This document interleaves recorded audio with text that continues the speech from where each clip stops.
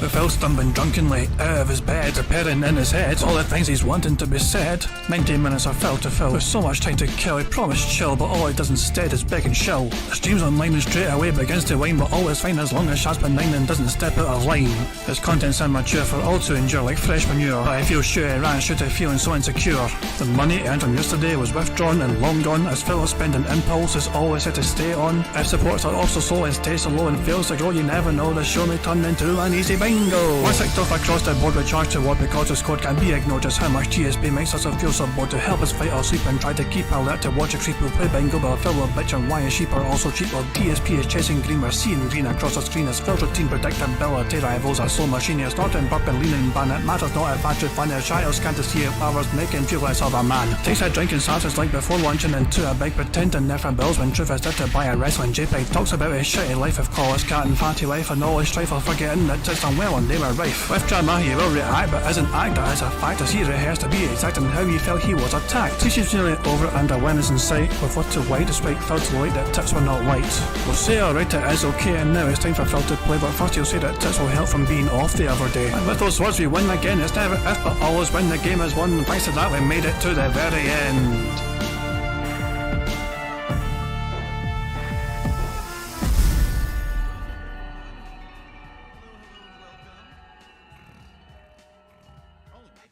Hey guys, KingJad here, and welcome to DSP Bingo for what is today, Thursday, the 22nd of June 2023.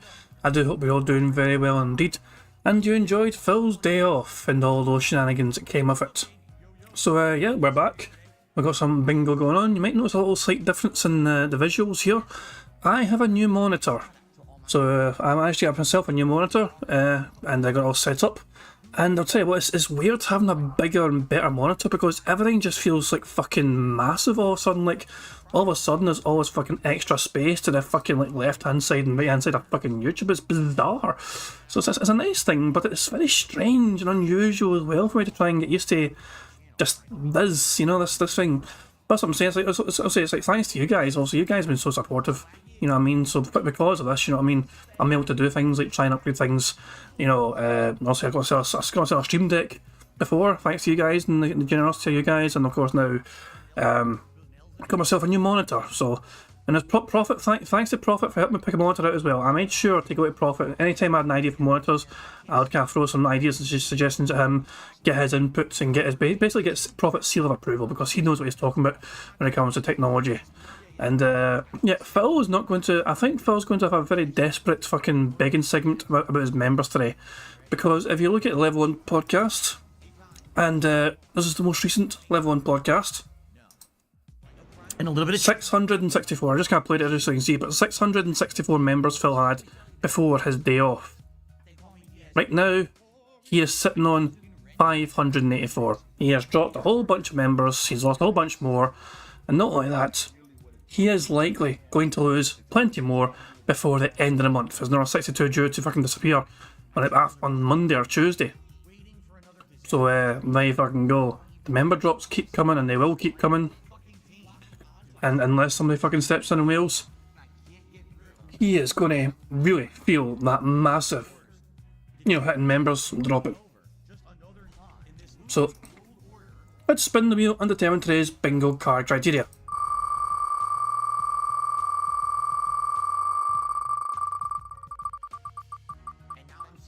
And it's going to land on Chair Creek. His creaky ass chair creaking away. Now, we need a number between 1 and 220. The first number in chat I see will be the one I use for today's bingo. Just no pressure, no rush, but the first number in. Dashy, you boring bastard. Dashy said 1. Dashy said 1, and Dashy was technically the first number in chat. Yeah, boring bastard. So yeah, I did say the first number in chat, and the first number was 1. So yeah, thanks Dashy. So the very first bingo card with the jerk in it, so here we go. The card on the right hand side here is a card we have for today's bingo fun and games. We've got Phil to say fun, hate to say him taking a drink, him giving a thumbs up and him saying thus, then him giving the creepy whisper to the camera. him saying now, him doing hand graphs. What are hand graphs? Is when Phil is using his hands to display something either going up or down in numerical value. And you got Phil saying addition and update. The third row is Phil pointing at text on the screen, and I got a pretty good feeling that will happen today. Him saying admittedly, him snorting, him making a weird noise, and him saying what the fuck are you talking about? The fourth row is Phil saying wrong, comment, his chair creaking, him laughing, and him saying Twitter. And the fifth row is Phil touching his ear in some capacity, where he's just flicking it or poking his greasy finger in it. Him saying okay, what I mean by that is sound good, and finally him displaying some YouTuber jealousy. So, excellent card. Even if it was the first card on the list or whatever, it's still a good, strong and robust card, so thank you Dashi for helping us pick it. Fucking number one, Jesus Christ. But still, it could be a winning card, and Dashi has got a good track record. Let's not deny Dashi has got a good track record for picking good strong cards, so there we go. Bjorn saying Middle Square Titanic. That's I have a feeling Phil will not want to talk about that subject. I think Phil's going to avoid that subject quite a lot, quite heavily, so there we go. Anyway, the cards been picked, the cards been said, thank you very much. By the way guys, there has been a website made to replace Bingo. It is called Gout Go. And hey Brad Burning, Barry, you've won a game, Brad Burning. I forgot to actually mention it to you earlier on, Brad Burning, but thanks to Brad Burning, you've won a game. You were away for a wee while, but you've won a game. I can't mind what it was. Little Shadow EX done a game giveaway, and your name was the winner of that game. So I've been meaning to get in touch with you about that. I knew you'd turn up again, but so yeah. So hold on. People want the link to Gout Go. Okay, but it's closing the title, but there you go. The link's in the chat right now. Yeah, Prophet says it's not Street Fighter, so I cannot mind the game that Little Shadow EX was giving away. I can try and find it if you want, right? 2 seconds here. I'm on let me see if I can find it. It's a Steam code game for Red Solstice 2 Survivors. That's what it was. So there you go, Brad Burning. You won that draw. So if you want a free Steam game, thanks to Little Shadow EX, you can get a sorted free. But I just wanted to let you know. We're still waiting to hear back from Wasabi Panda, who won the other game prize draw, but video silence so far from Wasabi Panda. As far as I'm aware, Bingo still does exist. It's just that nobody updated for a while. Gout Go is a good alternative. It could use some improvements. There is no date filter. It just searches out the most recent stuff, and you can load more. But if you want to fucking find something he said a lot, and you want to fucking find the oldest example, there is no real advanced search. You can only find the newest things so far. You can load more and it'll load more, but I typed in meaningful here, and I'm still in 2023, put it that way. And I've been loading more and loading more and loading more, and we're still in 2023. This is May 2023. Look at all the results so far for meaningful. And yet that's what I'm saying though. So it's a good alternative for sure.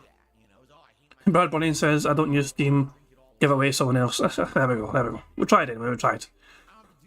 So yeah, Go exists now, fantastic stuff. Phil's like awake and happy, and the stream's live, not sure fucking going. So yeah, there we go. So we're just waiting for Phil to essentially start his own stream whenever. And let me just actually let me very quickly set up the bingo first and get this. Why is that wee heart shown in the fucking corner?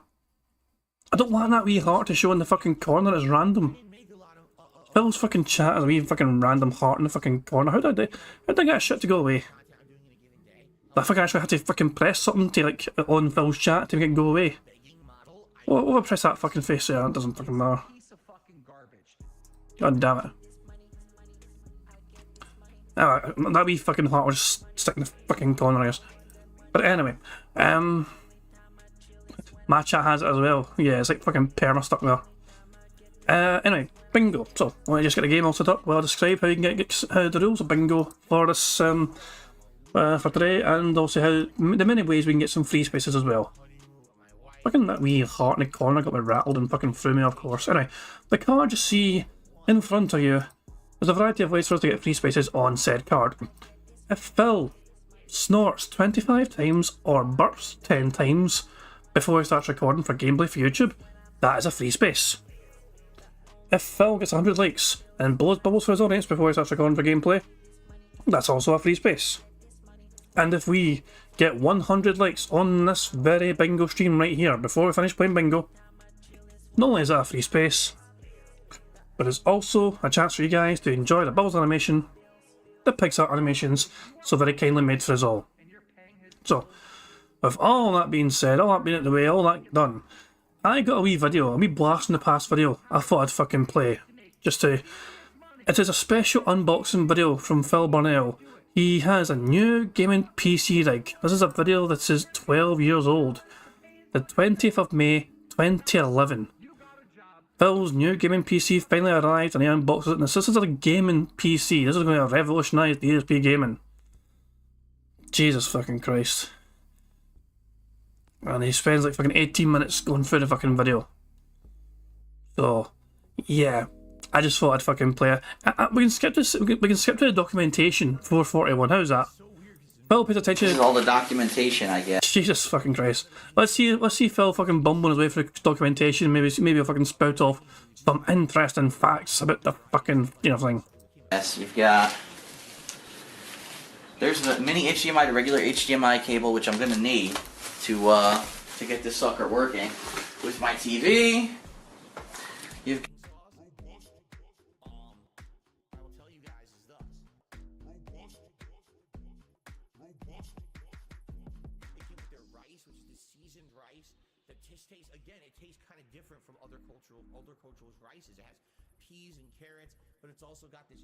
This fucking video, for whatever goddamn fucking reason, is in the dark. I don't know why. Everything else looks normal, but for Phil, for whatever reason, in this fucking video, decided, you know what, I'm gonna fucking be in darkness. Why not? YOLO. Got the motherboard, disc, all the instruction books, the video card instructions, blah blah blah. All right. Good. Is that a proper term, the motherboard disc? Is that not just like the operating system on a disc, for instance? Is that a normal term, motherboard disc? Doesn't sound like it to me, but I don't know fucking PCs. Put that up here. So here we go. I can already tell this thing has 7,000 connections. Holy shit. It's got FireWire. I can't imagine why. Who uses FireWire in this day and age? Alright, so to get this out, obviously, I'm going to flip the box and just let gravity do the work for me. I'm not an idiot. I'm not going to try to lift this thing.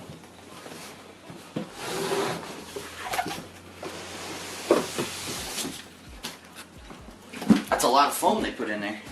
Good.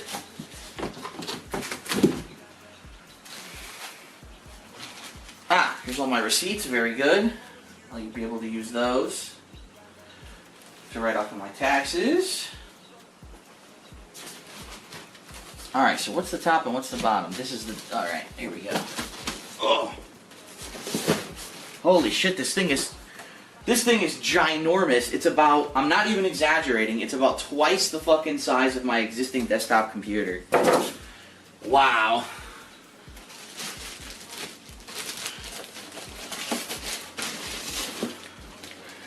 Oh. So here we go. Let's get out of this plastic bag and then we'll take a look at this sucker. We'll see exactly what's in it.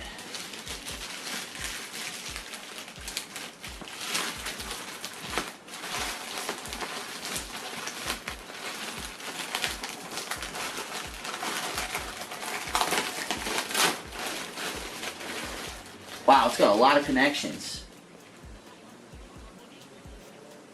Of course, in Phil's tiny wee mind, the more of something there is, the better it is. Trying to read what that says there. Oh.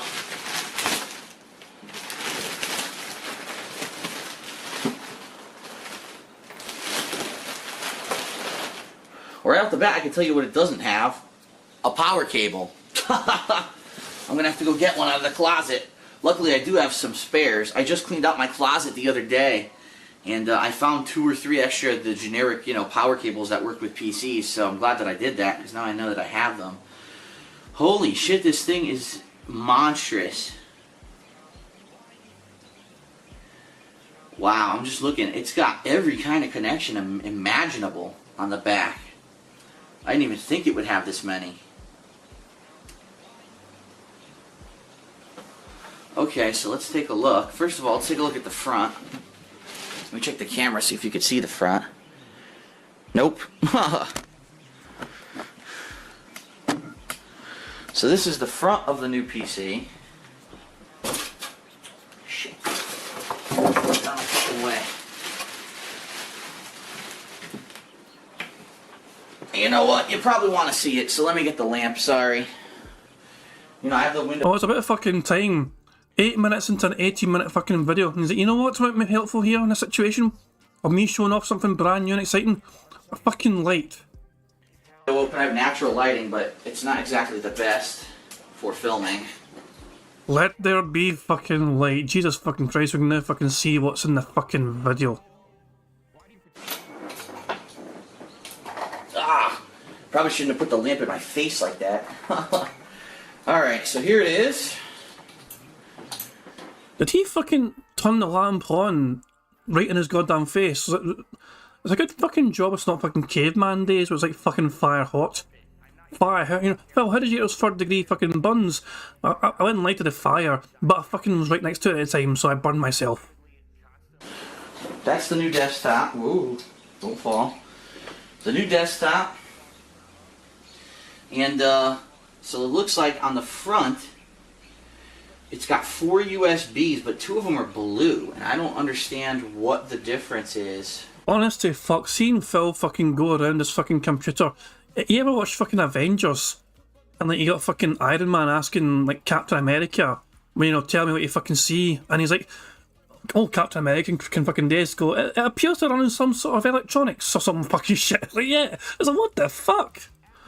Phil has no clue what the fuck he's talking about here. It's like, oh wow, it's a computer and it's got so many connections. Wow, dude. With those and this one, I don't know what the difference is between those two. Oh Jesus Christ, Taco's always right. It's more like a scene from Zoolander where they're smacking a computer. Phil is even doing the fucking pose. He's fucking posed like some sort of fucking wee monkey. Bashing things with a fucking stick, trying to fucking make sense of this fucking newfangled technology. He's got the fucking pose down to a fucking T. This is 2001 A Space Odyssey with fucking monkeys, exactly. Oh shit, Phil's alive. He started earlier than usual. Someone's eager. Okay, well, there we fucking go. Phil's bingo is live, so I guess we're fucking prepared to play some bingo then. So, yeah, well, you guys all know the job now. Please tag me in chat in case I'm myself in a card. I don't try my things in a card. I just do sometimes because I'm a stupid bastard. Nothing I can do, build bingo mechanics and all that jazz. So, fingers crossed we can get a full house today, guys. Here we fucking go. And, yeah. Remember, guys, 25 out of 25 in the card means that one of you guys can potentially win a prize. How do you do that? To make sure you're eligible for the prize, you have to fucking make sure you've commented on the community post, which is linked in the description of the stream. And in the description of the stream is a community post I made at the start of fucking May. If your name's on that community post, then your name will be included as a potential prize winner. There's almost 200 of you guys have done that so far, so thank you very much. And I'm always checking and I'm always adding to it as well, so yeah. Well, some of you bastards try and get on there twice, that's a bit cheeky. So yeah, anyway, let's start the bingo. Fingers crossed we can get a full house. And of course, we're also building up some nice speed up juice already.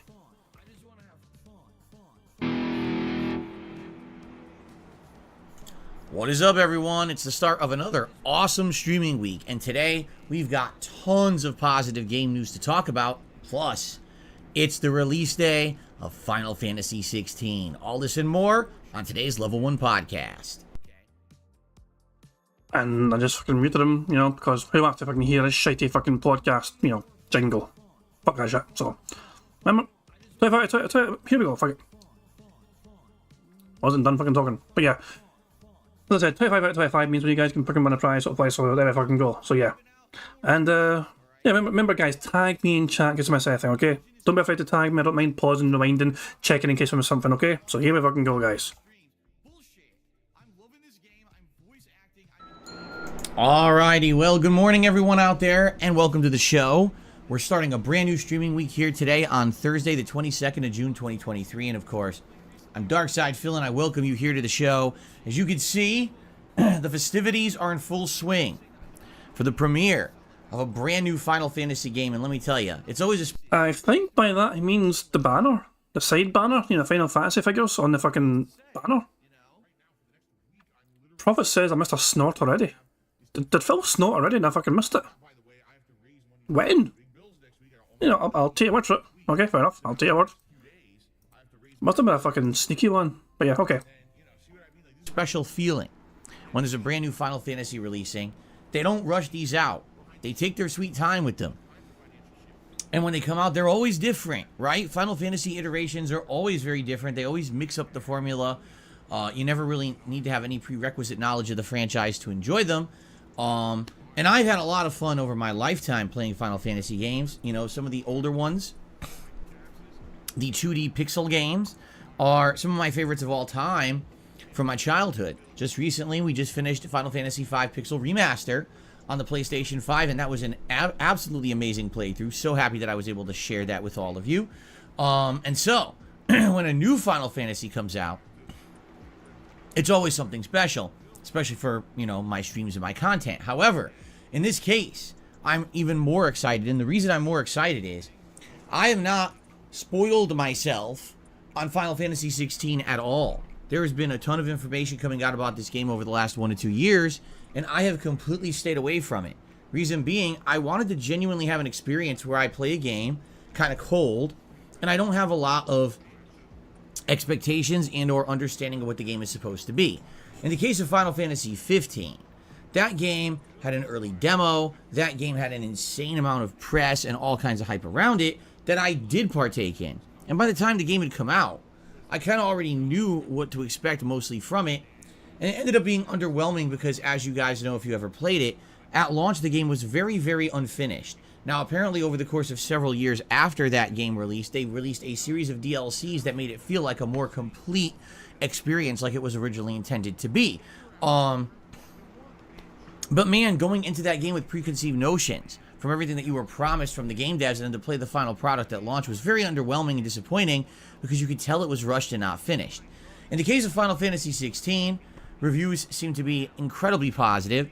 I believe right now currently has an 88 on Metacritic, which is pretty great for a brand new game, especially if you consider that Final Fantasy VII Remake from a few years back was around a 90 on Metacritic, and that had all the power of nostalgia behind it. You know, how many people played that game who loved Final Fantasy VII back in the day and were so nostalgic about this new one, so they kind of, to be honest, over-reviewed it a bit. In this case, this is brand new.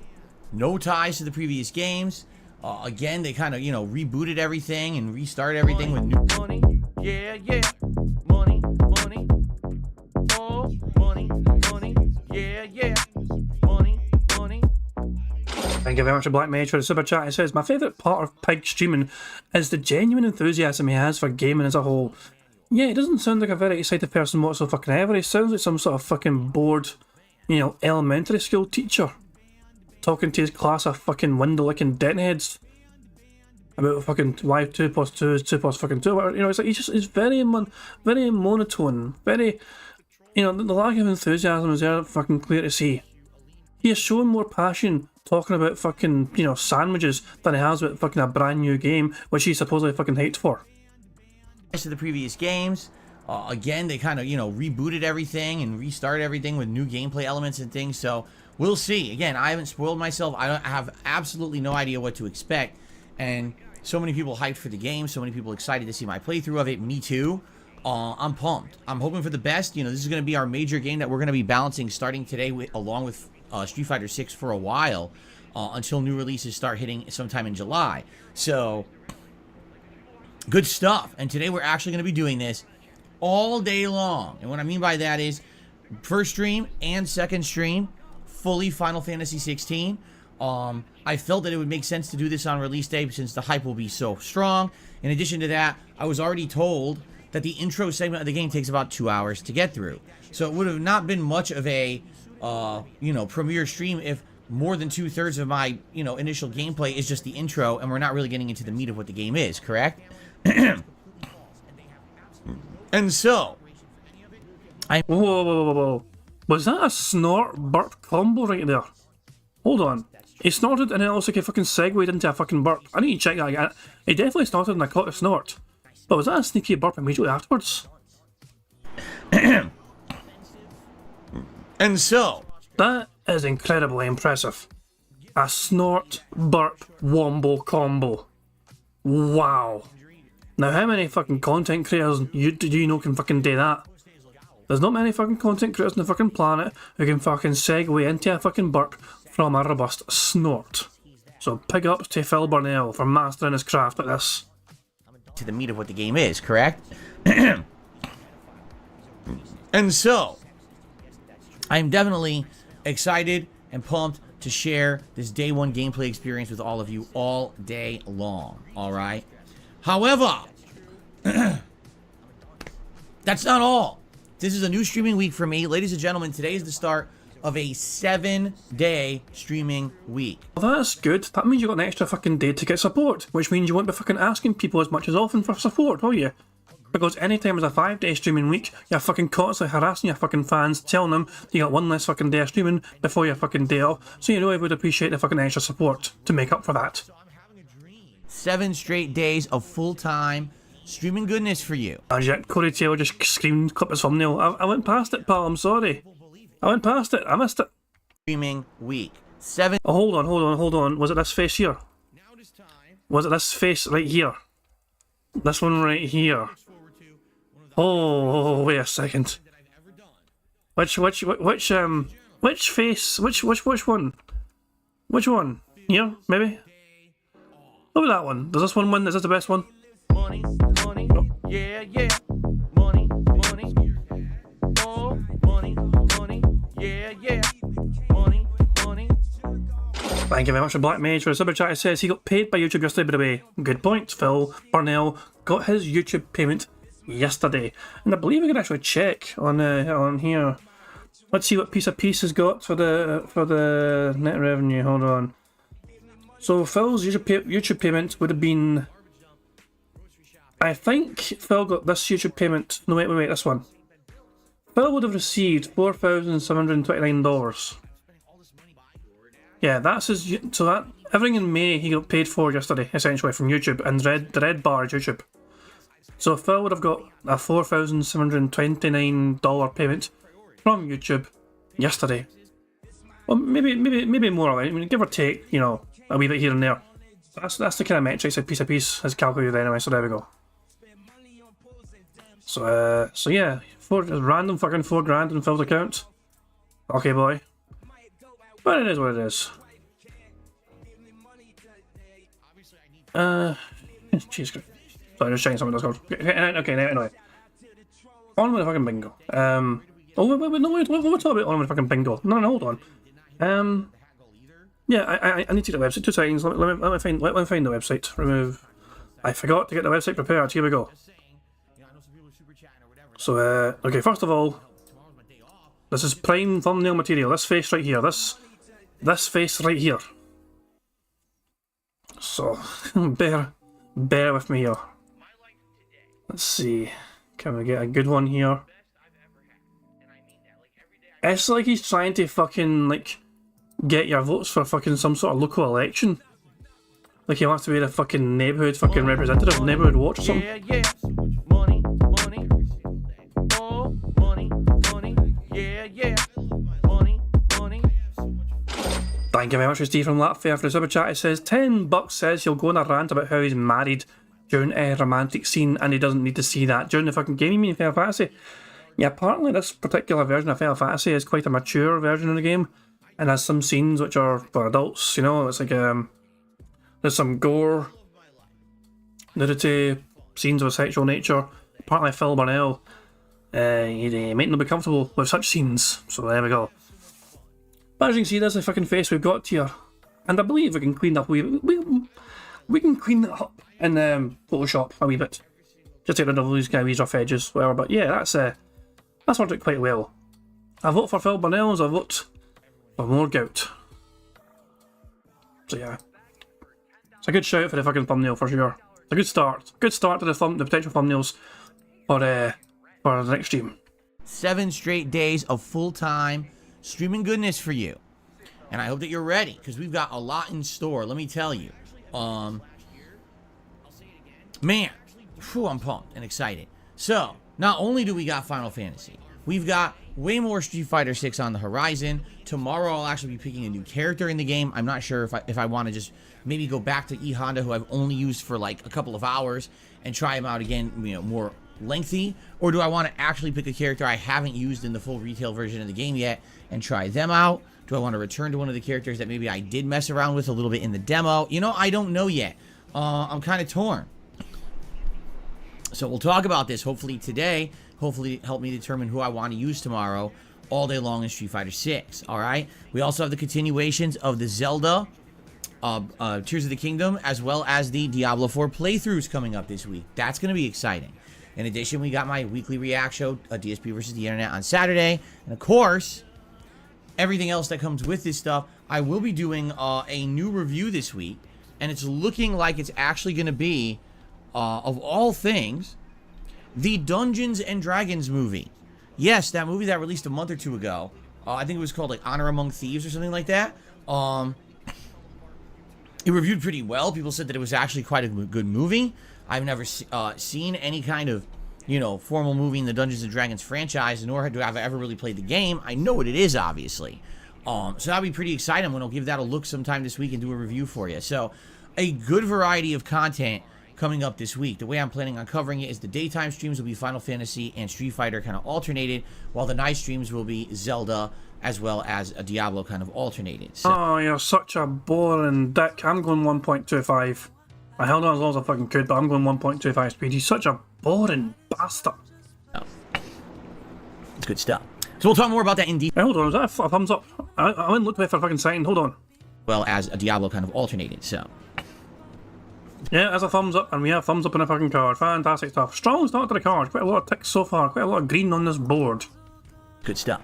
So we'll talk more about that in detail in a sec. But man, I always say this. I say on my day off is when everything. Oh, shut the fuck up, you fucking cunt. Not everything revolves around you and your fucking ridiculous fucking schedule. Just shut the fuck up about fucking pretending the world revolves around you. Happens, correct? And this certainly this week was absolutely no exception. Yesterday there was a Nintendo Direct, and out of nowhere it ends up being like the best Nintendo Direct in ages. It's got all these amazing announcements no one saw coming. You know, it blew a lot of people away, including me. But Phil, you knew the event was fucking happening, and somebody fucking asked you, were you going to cover it? And you fucking shut them down immediately. You said, no, it's happening my day off. I'm not going to pay attention to it whatsoever until I come back from my day off. So you knew, Phil, never mind fucking come out of fucking nowhere. You knew it was fucking happening.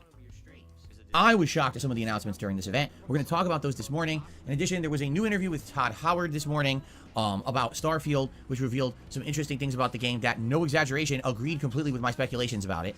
What a shocker there, right? I mean, seriously, I'm not even kidding you. I was dead on right about a bunch of stuff, so it'll be cool to talk about that today, too. So, if you're ready for an info-packed podcast, you are in the right place, my friends. But before we begin, what I would like to say is thank you so much so far this month for your amazing support and attendance. And here we go. Begment incoming. Get ready for him to point at text. Viewership of all of my content. This month has been a weird one because Street Fighter 6, you know, being the first major fighting game that I've actually covered in this capacity, I didn't know how it was going to work. So far, I'm very pleased with, you know, the response I've gotten. Most people are very much enjoying my efforts to get good at the game and or supporting them, which is very nice. But of course, I've been continuing on with Zelda and Diablo. Sadly, as I knew would happen, these games didn't get as much play as I would like, especially with me losing some streaming time last week because of internet issues. I'm behind on them, which I knew would happen. So thanks to those being patient with those playthroughs this week, because it's a 7-day streaming week, it should be a way more development in those games. If you actually look, I'm going to be basically playing each of those 3 times each, which is great. 6 hours of progress in each game this week will be a very good thing, especially because some of the parts I am in the games. You know, we're at the culmination of Act 2 in Diablo 4, and it looks like we're going to be heading towards the Gerudo area in Zelda, and hopefully with 6 hours this week, maybe we can actually beat all the questing in the dungeon and everything there, maybe even finish up all the Dragon Tier memories in the game, which would advance us big time and kind of almost head us into the end game. So yeah, good stuff all around. Just thanks for being patient and thanks for supporting the streams. Now, before people panic, yes, if you take a look at the stream stats, you're gonna notice something. We lost a bunch of members in the last week. Okay. Well, the only one seemingly panicking is you, because no one's fucking brought it up at all in your fucking chat apart from you. Now, why did you not point at the fucking text on the screen? You had one fucking job, Phil, and that's to fucking poke your little fucking picky finger down the way and point at the text on that goddamn screen to emphasise the fucking massive drop in fucking members. I'm going to remind you, you got one more fucking chance. Do it right this time, Phil. I'm going to remind you, try again. Take a look. If you take a look at the stream stats, you're going to notice something. We lost a bunch of members in the last week, okay? Absolutely, this is truthful. What happened? Well, a couple of factors happened. Factor number one is that I did lose out on a day of streaming.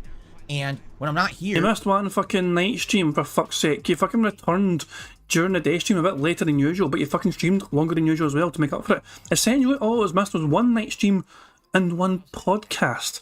The day stream still fucking existed, for fuck's sake. It just fucking ran later and started later. When I'm planning to be here, you know, some people get upset. Do I really think that's what happened? No. But I'm just saying it did affect things for sure to move to unscheduled, lose out on a whole day. Now, the other factor here is that last month, we had a lot of rallying of support and a bunch of gifted memberships to the channel that have now expired.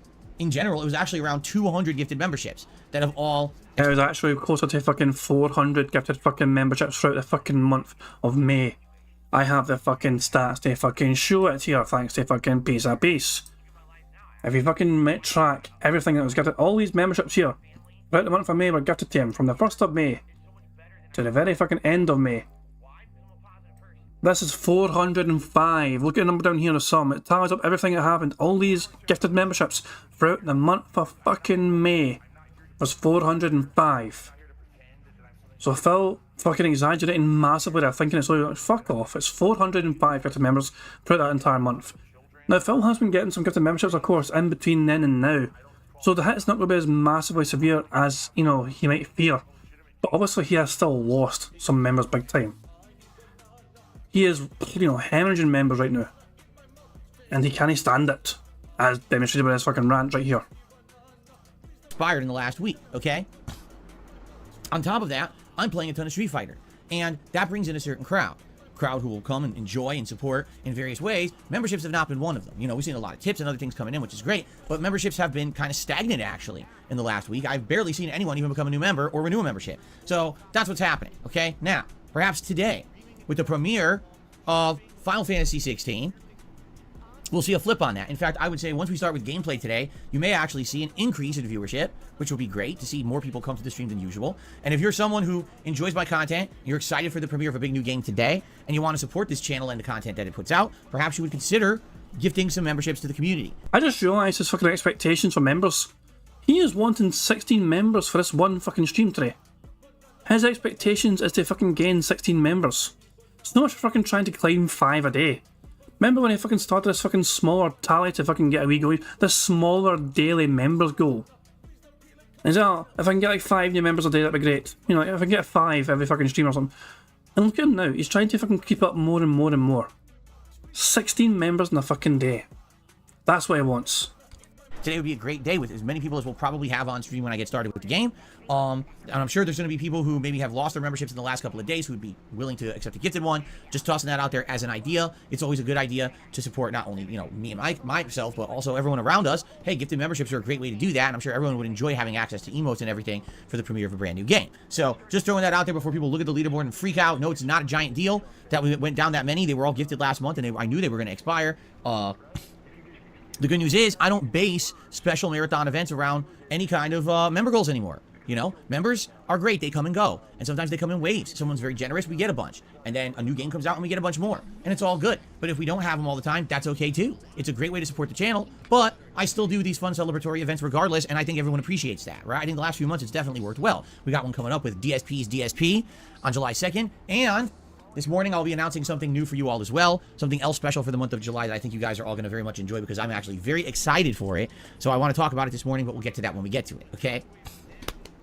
So, great stuff all around, everybody.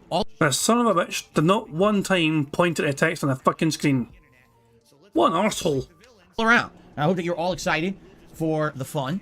And let's, where should we even begin? Should we go through the schedule first, get that out of the way? I think we'll do that. Let's do the schedule for the week. Well, I thought I already had a fucking schedule. You fucking told us it's Final Fantasy today. I'm going to fucking play Street Fighter. And then you got fucking Zelda and fucking whatever else fucking game, Diablo.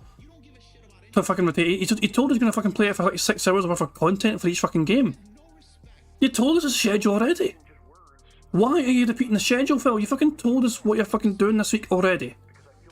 Holy fuck, no, don't do it, Phil. You're fucking delusional. Holy fuck. Yeah, yeah. Money, money. More money, money. Yeah, yeah. Money, money. Thank you very much to Methbear for a very generous £30 tip. Cheers for that. Very kind of you. And Methbear says the following.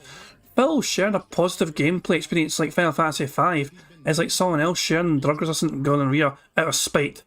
This is extra if we get bingo. It'll certainly help to, towards bingo. Thank you very much, Methbear. And we started strong anyway, so it could very well be going towards a bingo winner for sure. But thank you very much for Jeff. Fuck me, man. Phil's one of the last fucking people you want to fucking share a brand new fucking gaming experience with. What's he going to fucking tell you about? What's he going to fucking... How can he fucking make a game more, meaningful for you to watch as a content creator? It doesn't happen. It doesn't fucking exist. Jesus fucking Christ, man. It's just... I am glad I don't stick around for Phil's gaming streams, put it that way. I really am, because fuck me. I've never played any of the Final Fantasies myself, so I'm not invested in it that way. But Jesus Christ, Phil. It's just... You could honestly use Phil for torture. Can you imagine fucking, people like using, Phil Burnell and one of his shitey fucking podcasts and boring ass gameplay streams? Easily use that fucking shit for torture. So, where should we even begin? Should we go through the schedule first, get that out of the way? I think we'll do that. Let's do the schedule for the week. But he gave us a schedule for the fucking week. Am I the only one that fucking... What? Was I? I am sure he told us all about the schedule for the fucking week. About how he gets to fucking 7 days of fucking, streaming, and he gets to fucking play Diablo and Zelda again and all that shit. Holy fuck, no, I'm going 1.5 in. I'm speeding this shit up. Motherfucker gonna fucking repeat himself again and again. No, I'm going 1.5 speed, man. Jesus Christ. Former Cloud is asking, are JRPGs your favourite genre of games? I don't really have a fucking particular type of game, to be honest. But this way, I play I still play Grand Theft Auto Vice City sometimes, but I play Grand Theft Auto 5, and then I fucking play Fallout 4, and then I fucking play Rocket League and all that shit, I don't know, I'm a weird gamer, I think. I don't have a particular type, I guess. And then also what's kind of going on long form for the month. And then we'll jump into a bunch of positive game news for today. Hold on. Potential thumbnail. Bear with me. And then also what's kind of going on long form for the month. And then we'll jump into a bunch of positive... There we go. Sorry, let me fine tune this thumbnail here. But it's just this fucking... Why does he do this? Why does he do this? I mean, I don't know, but what face should we go for here? Do we want to see the teeth baring? Do we want to fucking see him like he's a fucking fish out of water? With his fucking pursed lips like this? What the fuck, like a cleft lip? I don't even know. There's multiple choice here. So hold on. It's like the... Right, we'll call this one A. This one's A, right? So that one's A.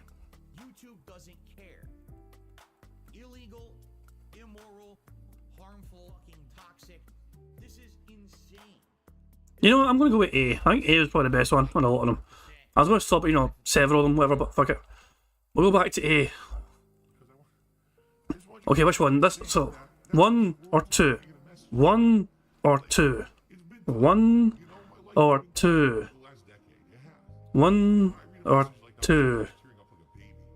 Oh, this is going to be a split. So, here we go. So 1 or 2. People are saying 2 is better. Quite a few 2s. There's a few 1s as well. That's the thing. You guys are really split here. I don't know. It's like kinda 2's a bit better in my opinion because the snort sacks are more pronounced. I'm thinking 2. I'm thinking 2. Right now, if I can go out of the fucking way, right, okay. Is feck off an option? Feck off is always an option. Alright, hang on. This fucking... But honestly, why does he lean back on this and fucking... when he's speaking? It's like he's fucking received some sort of fucking... electric shock. I mean, here we go. Holy fuck. Did it delete his hair? I think it deleted some of his hair. Because his hair kind of blends in with the background. It actually fucking deleted some of his hair, I think.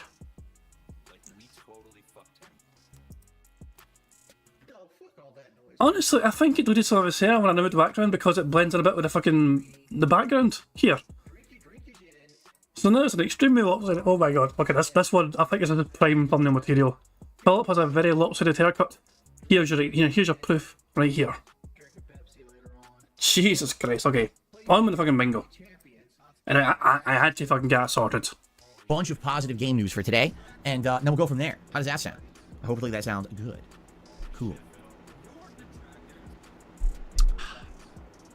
I'm going to dye my hair orange and paint myself green. I mean, I might as well because this is the character I'm doing the best with the Street Fighter 6 right now. Not to say that'll stay forever, but maybe I should make myself look like the beast, the beastie boy, the Brazilian beastie boy. There you go. No Phil's Day Off segment. Would you like a Phil's Day Off segment? You want one? Okay. Well, usually you fucking give us one, so why the fuck not? Hey, yesterday was my day off. I didn't do much because yesterday was meant to be a more relaxing day after the hectic nature But of... Phil, it was payday. You got paid by YouTube, so money was no object. You were free to do whatever you wanted because you had $4,000 fucking dollars in the goddamn fucking bank. Robert says according to the game, his best player is JP. Oh yeah, but that's the one he used. I think I went through this when you actually... It was you actually giving the fucking... The screenshots, that wasn't it? But people in the chat said that the JP was who he used at first when he was playing Scrubs and Newbies. The very first time Phil started playing the game, he was using JP a lot, so he was winning a lot. And it got to the point where people were fucking beating him a few times in a row, so he dropped him. So yeah, technically JP was his best character, but he dropped him pretty quickly near the start and never went back to him. Because apparently people fucking found, saw through him after a certain level. Last week's day off, and then having my internet out and going out another day over the weekend, at least for part of the day. My wife and I really just wanted to recuperate. So for the most part, I just went out, did our usual grocery... What do you mean fucking recuperate? You had no fucking internet. Did it shut you down as well? Money, yeah, yeah. Money, money. More money, money. Yeah, yeah. Money, money. Thank you very much for Black Metroid Super Chat. It says they found debris and confirmed pieces of a missing sub. They imploded due to pressure. Jesus fucking Christ, man. Oh, that's horrible. Oh, fuck, man. Jesus. Jesus, I mean, I know their chances of survival of getting some in the summer due to the oxygen, lack of oxygen, but that sounds like a fucking horrible... I mean, it's a weird thing to fucking say. I hope they were fucking dead before that happened. You know what I'm saying? Like, lack of oxygen. Because otherwise, dying that way sounds horrific. You know what I mean? Jesus Christ, man. But, jeez. Yeah, I mean, I don't know, it's like... I've not been paying a huge amount of attention to the... I knew it happened, I knew it was happening with the thing, but I've not looked into it too much, like the fucking... like mechanics and the sub and all that shit, you know what I mean? Was it, was it just... I don't know, it's bizarre. One of the students that were on that sub were, like, studying in Glasgow. You know, so it's like, I don't think they were Scottish themselves, but I think they were studying in Scotland. You know, at Glasgow University or something, you know, so it's just bizarre, but I've not looked into it too much other than, like, just seeing that they were still obviously trying to find them. I don't know, man, it's just... Jesus, man, it's no surprising, I guess, that, they perished, it's always a long shot, but, cheers to for Super Chat Black Mage, I do appreciate it, but still, that's... We'll see if Phil will mention it in the show. I wonder if Phil's going to even mention it whatsoever, or will Phil fucking be happy that a billionaire fucking blew up. Another day over the weekend, at least for part of the day. My wife and I really just wanted to recuperate. So for the most part, I just went out, did our usual grocery shopping and stuff like that. I need to rewind that, I'm sorry, I need to rewind that. I want to recuperate from what, Phil? Come on, give us a day off story, Phil. Well, because this is the character I'm doing the best with the Street Fighter 6 right now. Not to say that'll stay forever, but Maybe I should make myself look like the beast. The beastie boy. The Brazilian beastie boy. There you go. No Phil's Day Off segment? Would you like a Phil's Day Off segment? You want one? Okay, yesterday was my day off. I didn't do much because yesterday was meant to be a more relaxing day after the hectic nature of last week's day off and then having my internet out and going out another day over the weekend, at least for part of the day. My wife and I really just wanted to recuperate. So for the most part, I just went out, did our usual grocery shopping and stuff like that, ran errands, and we ordered in. We actually ordered in some Indian food. I got a chicken curry. And my wife, I think, got chicken tikka masala, with right over basmati rice. It was absolutely delicious. My wife actually played a lot of Diablo 4 yesterday. She hadn't actually played Diablo 4 in a while. And there's a reason for it. And here's the reason, because she's gotten to the point in the game, I want to say she's like level 45 or something like that, okay? So she's obviously played way more of Diablo than I have. But basically, from what I'm seeing as she plays the game, she's kind of hitting a wall. And what I mean by that is, the addictive nature of the game goes so far, and then after a while, you want to partake more in the story and or meaningful side missions, and she's starting to run into problems. For example, yesterday, she's doing this plot line that had to do something to do with cannibals or something like that, and it's several missions. And she does a bunch of them, and she gets to the final one, the game glitches out, it won't complete the quest line. So she had done all this work to complete the quest line, and it just doesn't work. She goes online, yeah, it's a known bug. This quest line has a lot of issues. People have tried to find workarounds, and they can't really consistently figure out how to get it to conclude. It's a big problem, okay? So then, she says, I'm going to start some of the story. She gets to this particular boss, and the boss literally takes 90% of her health bar with one hit. Now, she has 6 health potions, okay? She's a rogue class. She can't really do much about this, right? She's like, so I'm trying to beat this boss, but if I take one hit, I'm nearly dead. And I'm supposed to kill the boss. Every boss is a tank in this game. How am I supposed to beat this boss? So it's kind of like, she's frustrated because she likes the game, but now it seems like everything she's trying to do, side quest, glitch, not working. Main story boss, can't beat it because it seems like my build isn't good for this and I'm just instantly dying or whatever, right? And she's like, well, what am I supposed to do now? So she played a lot yesterday, and by the end of the day, she was actually frustrated. I don't blame her. From what I saw watching her play, I'm like, yeah, I get it. It seems to me like, it's almost like they're forcing you to party up in certain situations. And who wouldn't be frustrated if you played a quest line for hours just to find out the final quest can't be completed because the game is full of bugs, right? So, yeah, that's a situation where her, she still likes the game, but at this point, she's kind of hoping she can find something else to balance with it. So that way, if she hits the wall or kind of gets burned out on it, she can alternate between that and another game. It's kind of rough when you're only playing one game and you hit a wall. You're like, well, now I'm kind of bored. What do I do, right? So I watched her play a bunch yesterday, and that's basically what we did yesterday. Nothing too crazy. Nothing too insane out of the road of what we normally do. I think next week's day off, again, is going to be insane because I believe next week's day off, we have a bunch of stuff scheduled again, just like last time. Like, not this week, but last week. We had all appointments and things. I'm pretty sure we have more, like a bunch of appointments and stuff lined up for next week's day off, which is actually, I think, why we're doing the 7-day work week this week. Yeah. So, but anyway, yeah, that's Phil's day off. Nothing too special. So that's why I didn't really think to make it a giant segment out of it or anything. So, okay, schedule-wise, what's going on? Today, it is Final Fantasy 16 all day long, all right? First stream, second stream, 5 hours of progress, and hopefully this turns out to be a great experience for everyone. You'll enjoy me covering this brand new game on release day. Perhaps, people, coming by who haven't been buying a little bit. It's very possible there's people who have been gone since I played since I started playing Street Fighter 6, because they're not in the fighting games, but now they'll come back to chill with me in an RPG style environment, right? So that'll be nice. And again, going into a game like this cold turkey, not knowing what to expect, not knowing what the graphics are even going to look like, what the gameplay is going to be like, what the story is, I really have no idea. It is not cold turkey, Phil. That is the wrong way to use that phrase. I think it's just going to add to the overall experience. If I'd known everything that was going to happen. Money, yeah. Money. More money. Yeah. Money. Thank you very much, Robert, for the super chat. It says, just like Phil, cat specs are wrong in Diablo 4. Geared poorly, etc, etc. I am way past this without issue. I mean, is it really a big fucking surprise that, Cat wouldn't fucking have a clue how to fucking spec a character properly in a game which requires some sort of planning and forward thinking and all that shit, So, yeah. Was Cat always bad at games, or was it a trait she fucking picked up from being married to the pig roach, I wonder?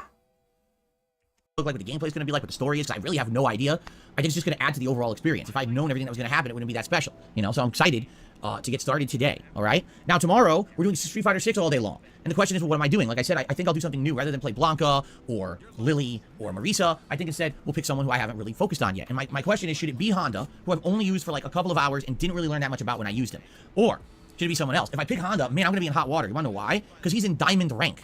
And I'm not good with Honda. I didn't even know what I was doing, but I beat enough people like that first day the game was out that I got to freaking diamond rank, which is insane. And now anyone I play is going to be whooping my ass. Trust me, they are. So that could be a rough one. Or do I want to use a new character? Some of the characters I'm mulling about using tomorrow, perhaps Guile, perhaps Ryu, maybe Ken, right? Maybe Chun-Li. Those are kind of the 4 that I've been thinking about in my head. Because, first of all, they're all classic characters from classic Street Fighter. But they all are going to be a lot different than how they played originally. Especially a character like Ken, who is a pure kind of mix-up, rush-down character. And this character has so many tools and options. It seems like any hit you get with Ken, immediately goes into some kind of frame advantage where he's safe on almost everything. And as long as you're mixing things up with dash cancels, he could do, high-low mix-up, throw mix-up. And again, I got one hit, dash cancel, giant combo from anywhere on the screen, right? Like, I've seen crazy juggles with hurricane kicks and stuff. It's just pretty wild how many tools they gave Ken in this game.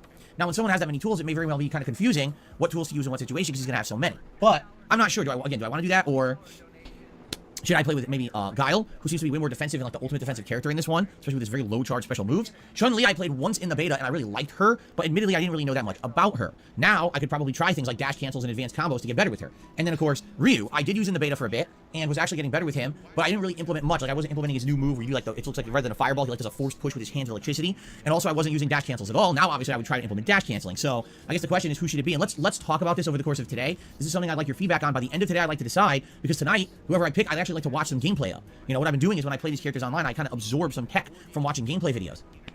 And that allows me to learn more than just the basics and kind of know some advanced... I'm sorry, Phil, you want to fucking repeat that fucking, way of learning something? Hold on. What do you do, Phil? And I kind of absorb some tech from... So you watch other fucking... You watch better players play, essentially, on YouTube. And you absorb some tech. One more time. Tonight, whoever I pick, I'd actually like to watch some gameplay of. What I've been doing is when I play these characters online, I kind of absorb some tech from watching gameplay videos.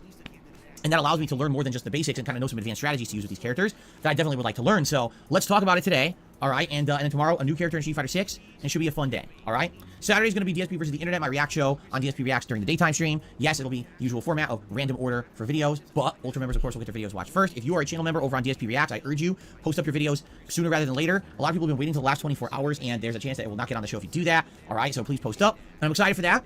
And then, of course, like I said, what I'm going to do every day is alternate. So the daytime stream on Sunday will be Final Fantasy 16, but then the daytime stream on Monday will be Street Fighter, and then Final Fantasy, Street Fighter, Final Fantasy, kind of alternated. The night streams as well. So Saturday's night stream will be Zelda, Sunday's night stream will be Diablo, Monday's night stream will be Zelda, Tuesday's night stream will be Diablo, and we'll keep doing that, all right? Now, the only thing is up in the air would be Wednesday. On Wednesday, since this is a 7-day streaming week, it's kind of the odd day out. And the question is, what would you guys like to see? Do you want maybe another established stream of Final Fantasy or Street Fighter that day? And the night stream, would you like a stream of Zelda or Diablo that day? Maybe we should just go with the alternating schedule all week, or do you want to see it maybe mixed up for the last day? I'm not sure. So, that's what's going on this very extended and exciting new release streaming week. Also, I would like to remind all of you of the very hype event that is coming up, ladies and gentlemen. It is DSP's DSP, which stands for Digital Summer Party. It is a marathon-style party event that's happening on Sunday, July 2nd. Marathon-style party. Marathon-style party. Alright. It is DSP's DSP, which stands for Digital Summer Party. It is a marathon-style party event that's happening on Sunday, July 2nd. We have so much we're going to be doing on that day at this point. Ready? Just listen to this. Ready for this? Number one, party-like atmosphere, some special things going on that day. I'll probably drink a little bit or take a shot if I get a certain amount of support during that day. That's number one. Number two, some special things will be... I love how number one was him potentially getting $100 per shot in tips only. There's this fucking party like fucking priorities right fucking there. The first fucking priority of this fucking marathon. Number one. Give him $100 fucking dollars and I'll take a fucking slight sip of alcohol. Fucking wow. In place that day. I won't spoil yet, but I have a few things planned in mind that I think you guys will enjoy. Number three. First segment of the show will be us going through the game schedule for the rest of the year. As you know, utter shite. We just had a slew of humongous digital events from Sony, Microsoft, Ubisoft, Capcom, as well as now Nintendo. And what I'd like to do is go through the gaming schedule and update what games I'm interested in playing, and we'll probably talk them through and hash them out. What games should I absolutely play on release, and what games should I skip? And the reason I say that is because there's absolutely positively no way I can play every single game in September, October, and November of this year. This year is lining up to be probably the most stacked hardcore gaming season I've ever seen. There's that many games releasing in such a short period of time that I just don't think I can pull it off. I think we're going to end up having to skip like at least a third to half of the games and playing them at a later date, which I'm fine with, but we need to talk about what games will be played right away and what games will be skipped. So, very extended segment. We're going to go in detail into the gaming schedule and figure this out, okay? In addition to that, there's going to be several tier maker ranking events. One will definitely be for something like American Fair Food, ranking what's the best American style food that there is. And then, of course, there may be some gameplay stuff as well, including some Street Fighter 6 gameplay that day. I think would be a good segment for the show. Just some, online play. And in addition to that, food. My wife will be making not one, not two, but 3 different things for the show, where I'll be trying out various different kinds of American Fair cuisine in a mukbang / feasting with Phil, whatever you like to call it. Several segments of the show like that as well. So, we've got a lot planned, all right? It's going to be a very, very exciting special event with tons going on, and I hope that you guys are excited as much as I am, because it sounds like it's going to be a great time, okay? I think it is going to be a very... Sounds total fucking shite. It sounds fucking awful. DSP. What does the fucking word DSP stand for? Derek Sexual Predator. Good time. So that's coming up. Now, in addition to all of that, okay, something else has happened. Something else interesting and exciting that I was not even aware of. All right? During my day off, I had several people, probably three people, who contacted me out of the blue and said, hey, Phil, were you aware that the person whose YouTube channel you have used for React content many, many times over the last year, June the King, has put out a documentary about the history of Machinima? And to let you guys know, I actually did know he was making this. I didn't know when it was going to come out or how, how extensive it was going to be, but I was well aware that he was actually making this. He had been talking about it publicly, but also I kind of talked to him behind the scenes a little bit about what he's working on this year, because he's actually working on a documentary about me. Go figure. But no, like, I knew he was working on this. I just didn't know when it was coming out, and apparently it came out yesterday, and people are saying it's really good. I think it's about 50 minutes long. Now, here's the thing. You might say, well, why is this something interesting or special to you? I was a partner with Machinima for over 6 years. I actually partnered up with Machinima on YouTube back in early 2011, and I stayed a partner with them all the way through early 2017. Most major YouTubers who partnered with Machinima literally quit within a year or two of being with them because they had bad experiences, because Machinima was a very disorganized, very not dependable style company. Just to give you some perspective, this is a company that had no idea what they were doing. They were always tossed money by investors, and they would blow it all. Like, oh, we got a bunch of money, should we do? I fucking blew it all in fucking your contract, didn't they? Yeah, you're right, Phil. Machinima fucking were financially irresponsible, because look at the fucking contract they gave you. A views-based contract. For you to fucking spam as many fucking videos as humanly fucking possible on a daily fucking basis. Do this or this or this. No, let's make a TV series. But you're not a production company. You don't make TV series. Well, we just want to do that. Oh, okay. 1 year they fly. Is that why you fucking made Project 7, you fucking dork? But you're not a production company. You don't make TV series. Well, we just want to do that. Oh, okay. 1 year they fly out to E3, telling you that they want all their content creators to get prominent and cover E3, and the next year they say we're not doing anything. Then 1 year they say we're going to send you an insane amount of free games to cover, and the next year they'd be like, we don't talk about anyone, we don't do that. It's like, huh? I mean, no exaggeration. One day you would have a full grouping of contacts and important people who want to help you out on YouTube to become a better content creator and advance and succeed. And then the next day you have an issue and you contact them and they're like, don't bother us. Well, you were fucking given plenty of chances to fucking try and adapt and grow, and you fucking told them to shut the fuck up. They thought about trying to fucking get into some sort of fucking commentary for fighting games or something to try to segue into that. To fucking have something else to fucking lean on other than just fucking playing games and making content on YouTube. And you told them to fuck off essentially, because you're doing so well. Why rock the boat and try something else? They're just the weirdest company, and I was with them for over 6 years, and I've told you guys the stories over the years that I've personally had, but I never told you the full story because I was kind of waiting for there to be a reason. Now, Machinima went out of business a couple years ago, and when they went out of business, what happened was they were bought out by another company. That company shut them down and literally deleted their channel. So you're talking upwards of 10 to 15 years of content that people had made for Machinima that was deleted from the internet when they went out of business, and a lot of people are very upset about that, okay? So what I'd like to do, obviously, because there's not only vested interest here for me to do something like this, but there's a public interest in me doing it as well. People contacted me out of the blue and said, did you know? There's not really that fucking much interest, so fuck off. Most of fucking what you've had to say about Machinima I've already fucking heard. I don't think about anything of any significance or fucking, whatever. I don't think there was anything meaningful, new to learn from you from this fucking documentary. This documentary came out, will you react to it? Because this is absolutely something we feel you can add to. You were part of this thing. The whole time this was going on, you were part of it, and we want to hear your take on all these subjects that June covers, but also we want to hear you add all your personal supplemental experiences and things. And I was like, yeah, this sounds like a great plan to me. As you know, when I do long-form React stuff, it's very much detailed and it adds a lot. So for example, I'll react to an hour-and-a-half video, it'll take me 5 hours. So even though this is a documentary that's a 50-minute long documentary, I would guarantee you this would take at least 2 to 3 hours to get through, because I'm going to probably have a lot of stories to tell and a lot of things to add to the discussion that most people don't know about Machinima or didn't know was happening behind the scenes. In fact, ladies and gentlemen, when June told me he was working on this Machinima documentary, I went back and I searched my emails. Guess what? I have most of my email correspondence that with Machinima saved. And I have some very interesting things that have happened. Like, for example, when my incident happened in 2016, how they took it upon themselves to go out there and start doing things in my name that I never gave them permission to do. And I had That's actually correct. Even though Phil never actually uploaded incident to YouTube himself because, it was such an embarrassing fucking thing, Machinima were literally fucking claiming ownership of the incident scenes. There were videos getting taken down on YouTube by detractors. Taken down by Machinima. And apparently Phil never gave him permission to do that. I guess they were aware of their fucking, someone on their fucking partner network, whatever. They were aware that Phil had fucked up and they were trying to better do damage control. I do remember a lot of these fucking detractors, a lot of them fucking posted up clips of Phil, you know, the incident and Phil fucking fapping or whatever, you know, but a lot of fucking, and like the following day or whatever, Machinima would fucking claim ownership and copyright of the fucking material, even though Phil never had it in his channel. A lot of issue with, okay? Or how, when a lot of people were being very slanderous and negative towards me over the years, they decided to go out of there and do things that I never authorized. Money, yeah, yeah. Money, money. Oh, money, money. Yeah, yeah. Money, money. Thank you very much for Black Metro Super Chat. It says, this documentary by June the King is immediately sus due to the pig's involvement. Very true. I mean, if Phil did not bring receipts at a fucking time to give to June the King, then anything Phil's going to offer to a documentary, you've got to fucking take with a pinch of salt. A lot of people were being very slanderous and negative towards me over the years. They decided to go out of there and do things that I never authorized them to do. For example, they went out there and started claiming videos and trying to take down things, and I was like, what are you doing? Like, I never told you to do that. But they just took it upon themselves to do it because they were my partner network and they thought that they had that authority when I never gave it to them.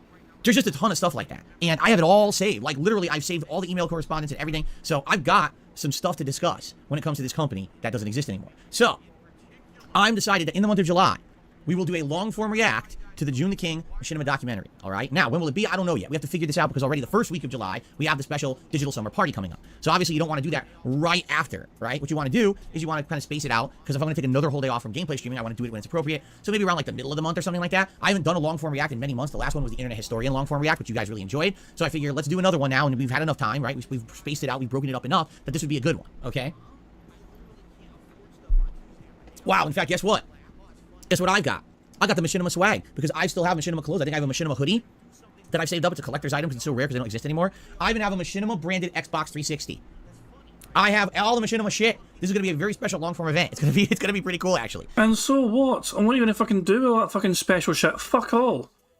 If we're going to have it on fucking display and I fucking say a fucking gibberish fucking piece, and that'll go back in the fucking closet to fucking gather more fucking dust. So I'll bust all this stuff out for you guys, all right?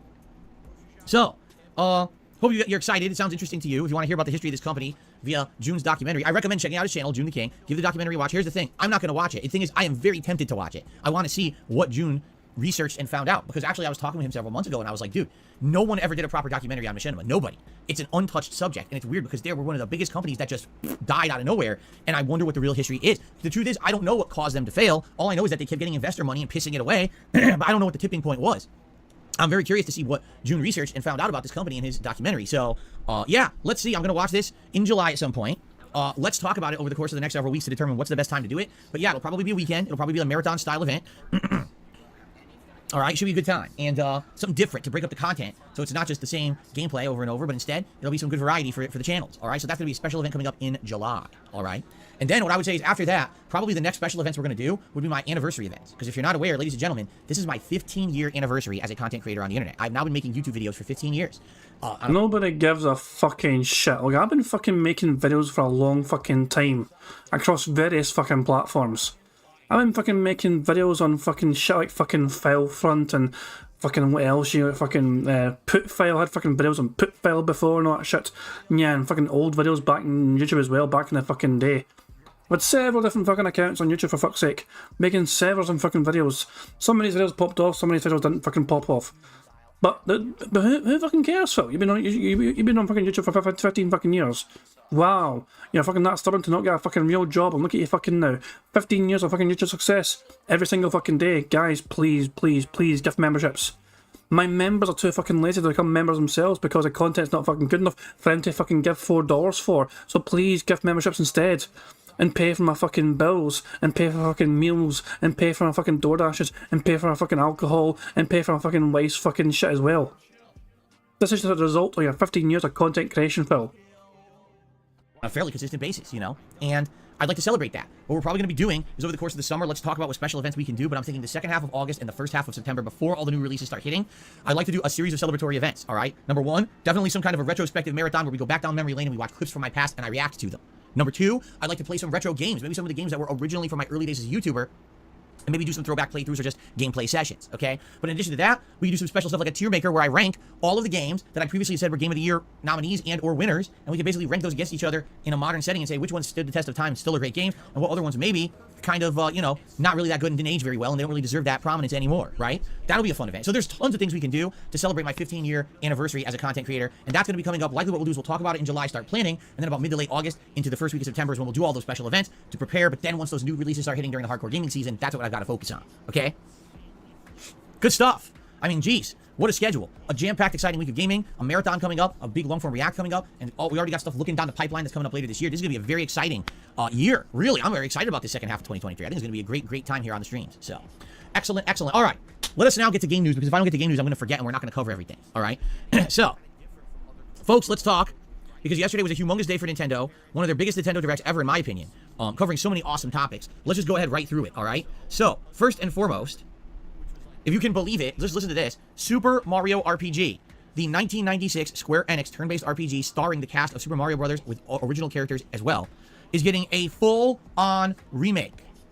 Yes, they've redone the graphics to be full 3D. They got the original composer back, whose name is Yoko Shimomura, and she is recomposing the entire soundtrack in a remixed fashion to sound more modern. Yes, this game is coming out in November on the 17th. And I couldn't believe it when they announced it. I was like, what on earth? I never expected this. I really didn't. They do have Super Mario RPG currently on the Switch. If you have the subscription-based program, Switch Online, you can play it on there right now. But the fact that they have redone this game from the ground up, great, you know, the only thing that's the same is the story and the gameplay elements. But the graphics and the music completely redone, that is amazing. You know, that is so awesome. Because this game is a game that is an incredible RPG from those 90s times, especially Square Enix classic, in my opinion. And it never really got much love. It's weird because after this game came out, there were no sequels, nothing like that. Were there other games that were in the spirit? Yeah, I would say to some extent the Paper Mario games that came out after were somehow in the spirit of this franchise, but never really did it originally get a sequel or anything, nothing official, right? So to see this game now get this kind of treatment is pretty amazing. To see that they've actually, I guess they've listened to fan feedback and they feel like it's going to sell. Now, of course, the one thing you may say is a negative, it's full price. It's going to be a $60 game. And it's like, wait a minute, but it's the same exact game from 1996, better graphics, better music, but it's the same game. I could play this game right now on Nintendo Switch Online just for having the Switch Online sub. Why do I have to pay $60 for it, right? But for some of us, man, like for me, this is cool retro vibe and nostalgia, and I'm down for it. I'm down for playing this game. Now, I guess the real question is, what's going to be going on in November game-wise? Are we actually going to have time to play it at launch, or is this something because it's already... I've already done a playthrough of Super Mario RPG. When it was released on the SNES, we played it. So I think my playthrough is like 4 years old at this point. So it'd be cool to play it again, but at the same time, you know, is this really something that if there's other new hot popular games out, right? Is this something that I should be doing to take priority when I should be probably playing those other games first? We'll have to talk about it, all right? But I definitely am super interested, you know, because I love the game, and I would be very excited to play the game again with new graphics and new music and everything for you guys, all right? So that's a huge announcement, in my opinion. The Metal Gear Solid Master Collection Volume 1 is now coming out on October 24th on all platforms, but of course, on Nintendo Direct, they said it's coming out on the Switch. And basically what it is, it's the original trilogy of games, I think Metal Gear Solid 1, 2, and 3, but as we've discussed, it's just ports. This is not, oh, they redid the games with better graphics. These are just the ports of the previous version. So it's literally the PS1 version of Metal Gear Solid, right? And then I'm so fucking bored of Phil right now. I just want to go fucking, like, I would rather just be fucking scratching my balls for fucking 10 minutes than fucking keep listening to Phil right now, for fuck's sake. Can we do something? Can we do anything to the... Phil is actually fucking putting me to sleep right now. Like, can we, like, how about we just search something random? Somebody give us a random word to search on fucking go, so we can test the fucking system. Someone give us anything. Any suggestions? First suggestion I see, I'm fucking going to put in here. Come on. First one. Anything at all. Let's search a random fucking, you know, black. Right, we'll search Pig Pig Go for black. Keeping to black instead of, what the fuck? Urban. Oh, Urban's a good one. Urban's a good one. Urban Legends. I could look, hold on. that way I could look nice and urban, just like the game. Hold on. Urban. All right, guys. I'm just going to get a hat, and it looks like it's going to be the Los Santos cap, okay? So let's get the Los Santos cap. That way I can look nice and urban, just like the game. Jesus fucking Christ, man. Just fucking rolling with a fucking meme of him being a racist piece of shit. I lost the fucking website. Damn it. I lost the website. Oh, hold on. Well, that's actually pretty fucking good. Thank you very much for that. Hold on. How do I fucking...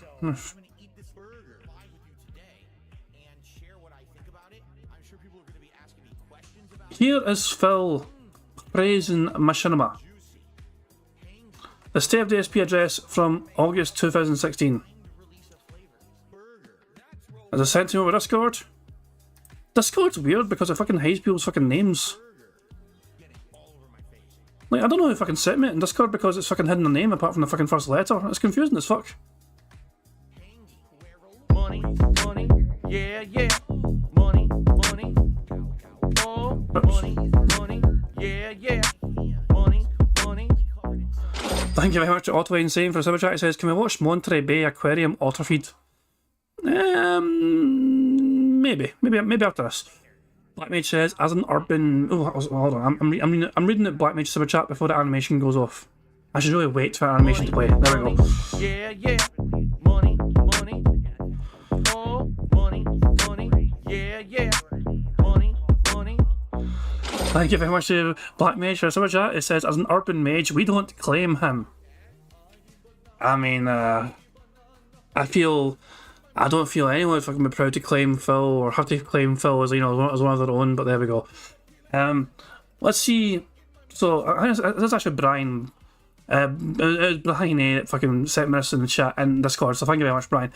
This is Phil praising Machinima in 2016. All the help that I need with YouTube issues, or if I get a false copyright strike, the reason it gets cleared up more quickly is because Machinima has my back. I'd be an idiot to not be with Machinima anymore, okay? And... in fact, because of a direct result of all this negativity, right? I had copyright strikes taking money out of my pocket, a new contract that means I was going to get paid less. I had a lot of uncertainty, and I said, I think I want to develop a new plan for the year of 2016, and I worked with Machinima, and they worked with me to allow this plan to launch properly the way that I wanted it to. So now let's get to that. So because of all this, I knew, you know, decreasing views on my raw gameplay and streams, less money being made because the copyright strikes took me out of YouTube search, and a contract that was going to pay me less regardless, no matter how well I did, I was going to be making less money. I knew something had to change in 2016 if I was going to remain afloat. It's just, there was... Fuck all changed. Let's just fucking honest about it here. Fuck all really fucking changed. Was this the fucking, the three-prong plan where he fucking tried to fucking launch KO Gaming and tried to fucking make himself into some fucking different entity? And it didn't fucking last that fucking long. Jesus fucking Christ, where's this fucking, hold on.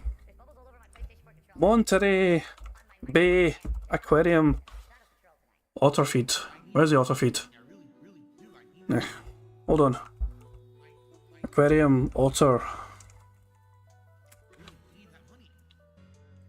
There we go.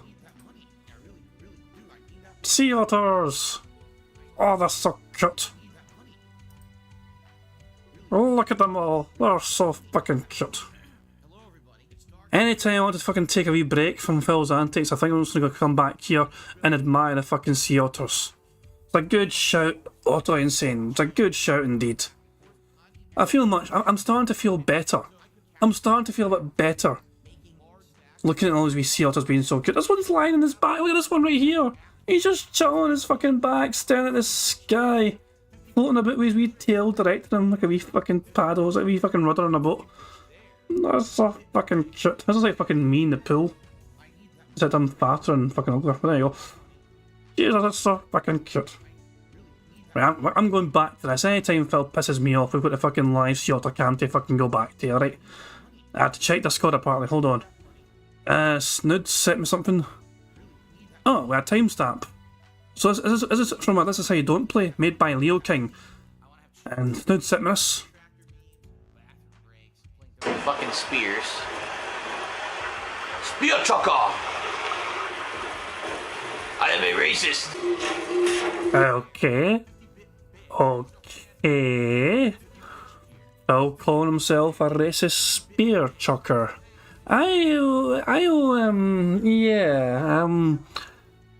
Nothing new there. Jesus Christ. I'm gonna give this a like. If people want to check out the link as well, I'll put a link in the description as well, so in the chat. So the link to this, This Is How You Don't Play, from 7 years ago, made by Leo King, is in the chat right now. Is Leo King still active, or are they a long lost detractor?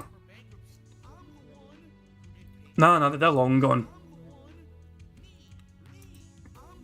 They're long gone. Probably. But there you go. It happens. They're so cute. Alright. When Phil pisses it off and gets too fucking boring for us, I am going to fucking live autocam to fucking go back to, alright? So let's go back to bingo. That's enough of a wee break for now. Let's go back to bingo and get through some more of this. When Phil gets fucking too much for us, we can go back to the autocam. Metal Gear Solid 2 and 3 have the HD remakes from the previously released HD collection, just ported into this collection. And I believe this also has the VR missions, right? Which was the handheld game, the VR missions and all of that, so it has some of that as well. So it's good for those who want a modern way to play the classics. For example, I'm one of the people who said people have wanted me to replay Metal Gear Solid 1 for years. They want me to do another full playthrough of it. Don't you fucking dare go back to that fucking game, Phil. Don't you fucking dare. You leave Metal Gear Solid alone.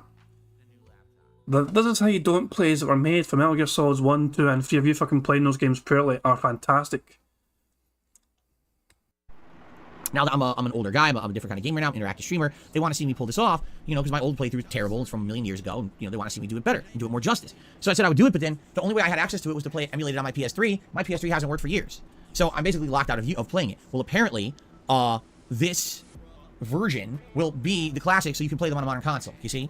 Now, Gut says also this is going to include Metal Gear 1 and 2. Jesus Christ. Whoever's saying, can I put the autocam in a smaller window? I don't know if I can. I actually don't know if I'm able to do that, however. I'm sorry, I'm not too clued up on the logistics of making that happen. Like, I don't know how I can do that, I'm sorry. Solid Snake and Snake's Revenge. So those are what, NES games? So it's going to have the NES games on there as well in the collection. Listen, let me put it this way. If you've never played these games before, and you always had an inkling to play the classics, this is probably a great way to do it. Or if you're a big fan of these games and you just want to have a way to play it on a modern console, personally, I don't see a reason to rush and play. Why? It's the same versions you've already played.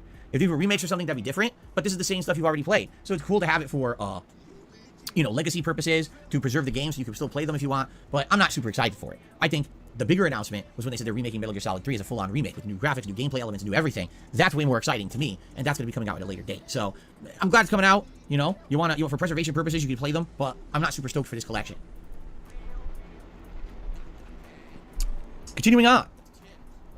2 new games and franchises here. Pretty interesting. First of all, a brand new game starring Princess Peach is coming to the Switch in 2024. We're not exactly sure what it is yet. All right, but it's a game starring Princess Peach as the protagonist, and we haven't seen a game like this since Super Princess Peach on the DS over a decade ago. So it's kind of neat to see Princess Peach get the limelight for a game, but we'll have more details on that, as we move forward here. Also, there will be a visually enhanced version of Luigi's Mansion Dark Moon in development for the Switch coming out in 2024. For those who don't know, Dark Moon was basically Luigi's Mansion 2, and it was a 3DS exclusive. I own it. When I bought my 3DS many years ago, I bought Dark Moon. I didn't play much of it. I played maybe like an hour of it. What it was meant to be was a game that I was going to play as I traveled, and I went to game conventions, and I went to, tournaments and things, and I probably used it for 1 to 2 trips, but then essentially I kind of stopped traveling. So it kind of sucked because I bought it, I got all ready for travel, and then I never really used it, so I never really played the game. But yeah, they're remaking it for console, so now there's more access to it. I think what it is the 3DS is being sunsetted. The Switch is the new thing for Nintendo that they want everyone playing, and because of that, they want people to have access to this game, and that's why they're probably going to be doing that, you see? Okay. Cool. What else? There's so much going on here. Oh, this is another one that shocked me. I had no clue this was happening. They made a new Mario 2D game. Now, here's the thing. Back when I was starting to become a prominent YouTuber, so we're talking like 2010, 2011, 2012, okay? This is the time when the Wii was ending its life cycle and the Wii U was premiering, and basically Nintendo went into absolute overboard mode with 2D Mario games. There was like New Super Mario Brothers, New Super Mario Brothers Wii, New Super Mario Brothers Wii U, Luigi, New Super Luigi Brothers U. This is that. There was like 5 or 6, no exaggeration, like 5 or 6 2D Mario games, right? That were all coming out around the same time within like a 2 to 3 year period. So I really feel what happened was they oversaturated the market. 1,000,000% oversaturated the market with that stuff. And they were all good games, don't get me wrong. But yeah, after you play 1 or 2 of them, you start to get a little bored. I remember I played one a full co-op playthrough with John back in the day. And it was an exceptionally good playthrough for the... Who's John? Who is John? I'm just waiting for some fucking deadhead in his chat to ask who's John. And Phil will have to explain. Oh, used to have a friend, John Rambo, back in the fucking day. Jesus fucking Christ. I like how they refer to him as John and not Rambo. Like, usually just fucking refer to him as fucking like Rambo. But there you fucking go. Jesus fucking Christ. Sorry, just checking someone on Discord, my bad. Right, anyway, on the bingo. 2 of us, Oh, hold on. Phil said, don't get me wrong. Like 5 or 6 2D Mario games, right? That were all coming out around the same time within like a 2 to 3 year period. So I really feel what happened was they oversaturated the market. 1,000,000% oversaturated the market with that stuff. And they were all good games, don't get me wrong. But good spot, bad luck. Very good spot. I don't know if anyone else spotted it as well, but Bad Luck tagged me in chat and spotted it, and I missed it. So thank you very much for that. We'll take it off on the board, and I do appreciate, you know, you guys keeping an eye out for things and looking out for them. Cheers. Before we get back to Phil, let's go back to the autos. Oh my god, they're all fucking synced up in a row here. There's a fucking trio of them just hanging in a fucking corner. This one's fucking just, you know, doing zoomies on his own. Doing his own fucking thing. But these fucking three are just chilling all together. I like how there's all this fucking space here for this fucking wee bugger to fucking use. But he's determined to fucking use this small section here instead. They are so fucking cute, it's unbelievable. Alright, that's enough. We'll go back to Phil, back to Bingo. But yeah, after you play one or two of them, you start to get a little bored. I remember I played a full co-op playthrough with John back in the day, and it was an exceptionally good playthrough for the two of us, you know, to play. But then you play the next one, and the next one, you're like, okay, well, you know, it's getting excessive at this point, right? And then all of a sudden, Mario vanished for the longest time, right? And then all of a sudden, he came back in 2017 as Super Mario Odyssey on the Switch, and since then, once again, Mario vanished. And now here we are, 6 years later, and they've announced Super Mario Brothers Wonder, a new 2D game coming out October 20th. And boy, does it have some weird visuals. Mario at... Was that a burp? Sorry, let me rewind it. Was that a burp?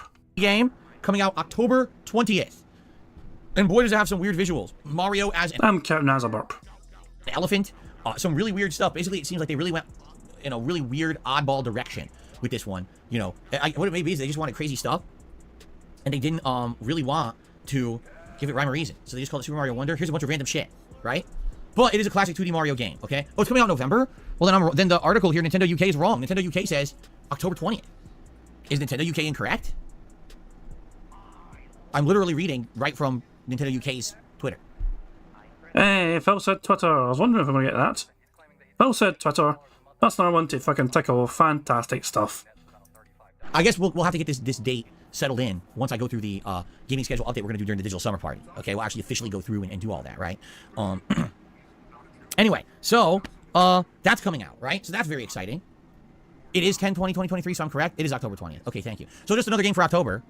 Seriously, another game for October, like we didn't have enough lined up, right? All right, continuing on, because we're not done with this news yet. A new WarioWare game is coming out. And man, it's been a while since we had a new WarioWare game, correct? Like, it's been a long while. This one is going to be called WarioWare Move It. Comes out on November 3rd. It has 200 minigames. Co-op play for 2 players, party modes for 4 players. So it's very much in the same vein as previous WarioWare games. I actually had a WarioWare game back in the day on my Nintendo 3DS, and I loved it. I actually thought it was a really fun game, but man, it's just meant to be a bunch of micro games. It's nothing super special or anything. It's just get better at these micro games and kind of master them. They were very chaotic or whatever. So pretty cool to see a new one coming out. Probably not something I'm going to be playing though. Dragon Quest is getting a new game called Monsters: The Dark Prince on December 1st. I don't know what that is. Dragon Quest Monsters. I think it's its own spin-off line, but I don't actually know what Dragon Quest Monsters is. So I don't know if it's good or not, or something I should look into. Maybe you guys could give me more information, but I'm not sure what the franchise is all about. Also, for those who have never played the original Pikmin games 1 and 2, which originally were games for the Nintendo GameCube way back in the day, they're going to be making HD versions of these games that can be either purchased as a bundle discount or piecemeal separately on Nintendo Switch Online. So I'm not actually sure if this is something I'd be interested or not. I played Pikmin 3 years ago, and I really, really enjoyed the game. At the same time, perhaps these older versions, maybe, you know, I don't know if they're as accessible and fun as Pikmin 3 was. And by the way, Pikmin 4 is coming out next month. So I don't know if I'm going to be playing these or not, but it is now nice to know. Oh, they're live right now? They're actually out right now, apparently. So you can play these right now if you want on Nintendo Online. Well, there you go. You can buy them right now if you like. Hold on. That face. Right now, apparently. So you can play these right now if you want on Nintendo Online. What the fuck? Why? I love how he fucking has to look at himself. Like, he is not doing this for his audience's fucking sake. He looks at himself on that monitor and doesn't even look back the way to the fucking chat with that face. Look, by the time he looks back the way, it's normal essentially. The face was basically for his own benefit. Jesus fucking Christ! I'm definitely fucking gonna get a wee screenshot of this shit, man. Fuck me. This is a third potential thumbnail here. We are fucking being spoilt for choice tonight with as many Phil faces here. In case you didn't miss it. So the first one here was this fucking strange fucking vote for me for fucking class president look. The second one was, you know, chipmunk, otter, fucking, no, or it's just some sort of strange bucktooth chipmunk kind of look here. And the third one here, we'll see how it fucking looks once we fucking get the background gone. Phil being confused that somebody would fucking speak back to him for once. I mean, it's just one of those fucking ones where it's like... It honestly, that face that Phil was making, it honestly is the kind of face that he would make if a denthead actually spoke back to him. And fucking, you know, just exploded in him, just fucking ranting and raving at him. What a face. Holy fucking shit. Anyway. On with the bingo. Well, there you go. You can buy them right now if you like. Pikmin 1 and 2. There you go. Cool.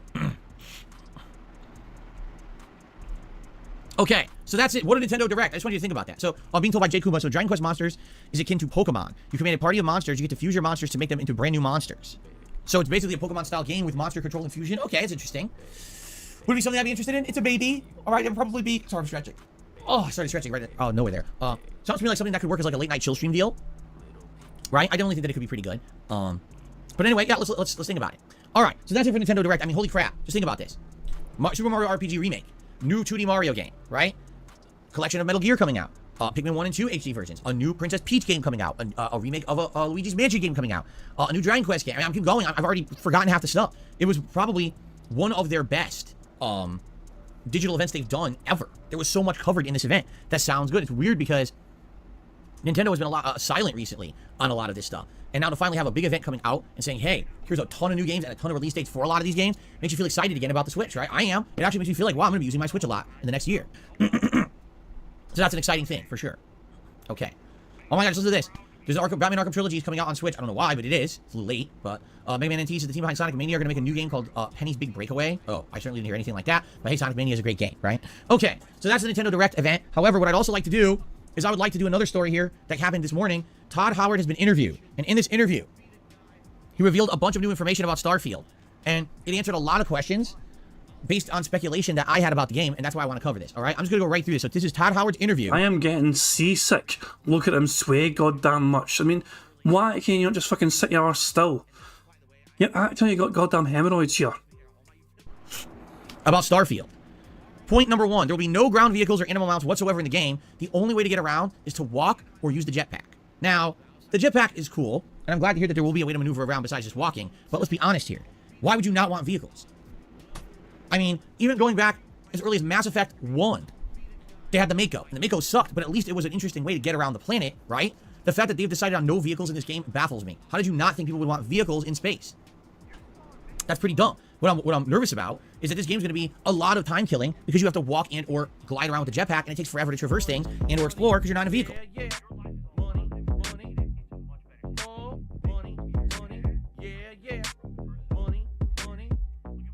Thank you very much to David P for subscribing to the channel, much appreciated. Fuck it, otters. Oh, they're doing full zoomies. Did he just go under another otter? You see that shit? They're doing fucking tricks here, they're fucking doing like some fucking, you know, over and under fucking shit here, right here. Holy fuck. What is this guy doing? Is he like... What's happening here? What the fuck's this one up to? I'm confused. Is he broken? It feels like he's... I don't know. Get the otter bingo card ready. There's a whole bunch. It looks like maybe someone are getting fed or something over here because there's a whole bunch of them over here. Oh, that's so cute. That's so fucking cute. Ah, there we go. It soothes the soul. Whenever Phil pisses us off, we can just go back to the otter cam and feel better. And now back to bingo. My apologies. out of time killing because you have to walk and or glide around with the jetpack and it takes forever to traverse things and or explore because you're not in a vehicle. That's stupid. I feel like the best way to explore a planet is to jump in your vehicle, have a scanner, and the scanner will tell you where the important stuff is so you can drive to it. Not I'm walking on foot like an asshole for hours on end on a planet that has 2 important things on it, but I don't know that, so I waste an hour on it. Right? Alright, Phil, you want a fucking car? Okay. How are you gonna fucking fuel the car? Where's all the fucking fuel for this car? Think about it, Phil. I think it's pretty dumb, and it might sadly be a bad design choice. I could be wrong, but I'm just saying initially this sounds like a bad design choice in my opinion, okay? Number 2. The Constellation crew are your 4 main companions in the game, and they are all romanceable. I don't care about that, but a lot of people do. So there's 4 romanceable companions in the game, and it's your main Constellation. He is going to hate it. You can bang anyone. Ew, what a horrible game. You can fucking shag anyone. Crew members, okay? Number 3, there is no fishing in the game. That's absolutely unacceptable. As you know, I love fishing in video games. And every time that we have a game like this, where we have opportunity to fish, it better well be fishing. You better stick a line on a rod, cast away, and start catching some indigenous life. I'm very upset with Todd Howard that he thinks he can make a game like this in 2023 with no fishing. In fact, I'm going to have to write him a formal complaint letter and send it to his home about 400,000 times to see if he reads it. Probably not. But I'm pretty upset because, you know, I would have loved doing some nice chill fishing with all of you, and now it doesn't exist in Starfield, and that's a huge oversight in my opinion, a huge lost opportunity.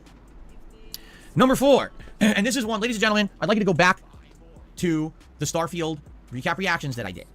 All right? And I'd like you to hear what my opinion was, because what I said directly was, when they said, oh, there's 1,000 planets in the game, right? What did I say?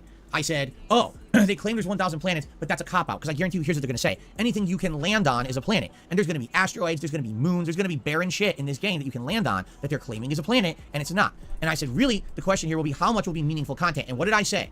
I said, I guarantee you probably about 110. So if there's 1,000, there'll probably be 100 actual planets you can land on and have content. And what did I say? I said out of that, how much you want to bet? Like 10 of them will be really, you know, well-developed planets with tons of story and a bunch of different towns and locations. And some of them will be a planet where there's like one major town and that's it. And it's just there to kill some time and it's not a major thing, right?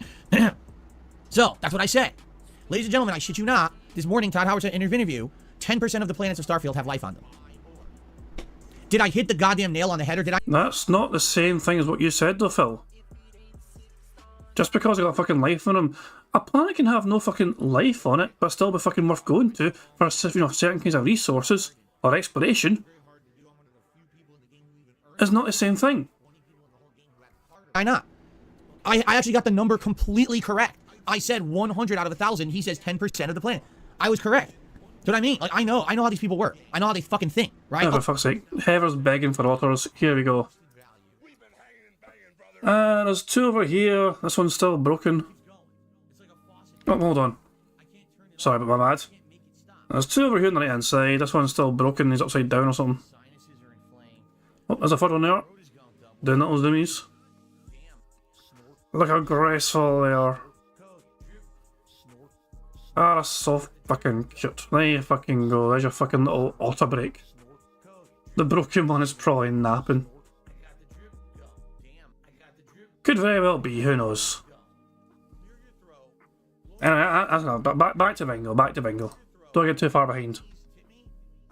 Oh, 1,000 things you can land on, that's 1,000 planets. No, it's not, asshole. That's 1,000 boring things, 900 things there's no point on landing, because there's probably 1 mineral on the fucking thing, right? And 100, that's the funny part too, is 100 have life on them. That doesn't mean anything. You could have a planet that's a bunch of, you know, creatures on it, and there's nothing on that planet but the creatures, right? So, yeah, I know how this game... How do the creatures survive, Phil, if there's nothing else on there?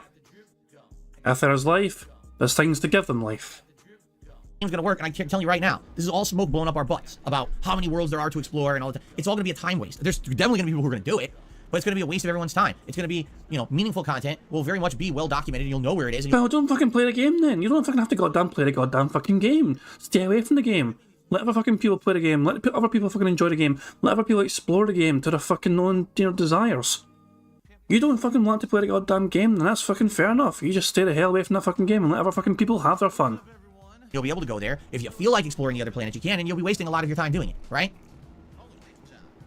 Phil, arguably, playing video games in general is a waste of fucking time. So just think a bit carefully what you're fucking saying there. Some people might consider playing video games at all wastes of fucking time. Not me, of course, I'm not you guys, but no, Phil, it's just a dumb thing to say.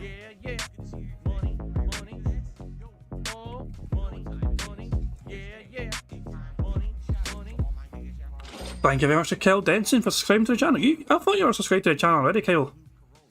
Are you unsubbing and subbing again just so you can fucking get your animation playing, your cheeky bugger?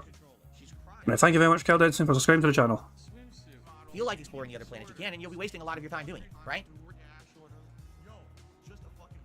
So, I couldn't believe how dead on correct I was about that one. Number 5, there's a radio station local to one location. I don't even know what that means. I mean, I guess someone were asking will there be radio stations like there were in Fallout, and he says, well, there's one. So maybe there's one radio station in the game, I'm not sure. Number 6, Starfield will be a modder's paradise, meaning even though all the things that Todd Howard is saying will be correct for launch, they're going to allow modders to mod. Money, yeah, yeah. Money, money. Very nice. Oh, money, money. Yeah, yeah. Money, money. Thank you very much. Oh. Money, yeah, yeah. Money, money. Oh, money, money. Yeah, yeah. Money, money. Oh, first of all, thank you very much to Luna Guardian for the super chat. It says, what a negative jerk he is. Get a job, Phil. Very fucking true.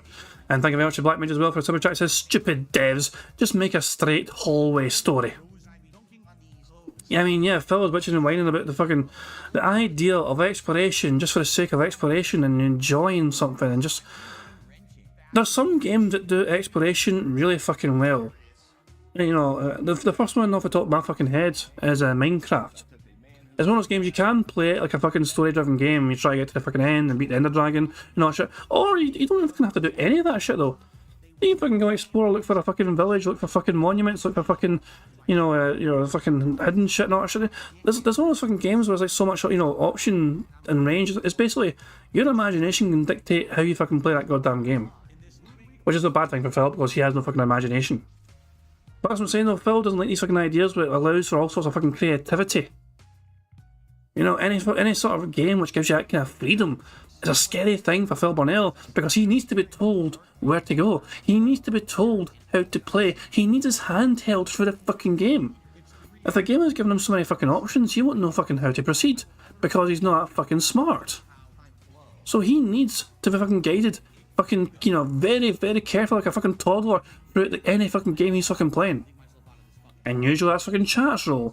But the chat can only do fucking so much. The fucking game has to fucking do it as well for him. People are saying that Phil's audio is really low all of a sudden. I don't know why.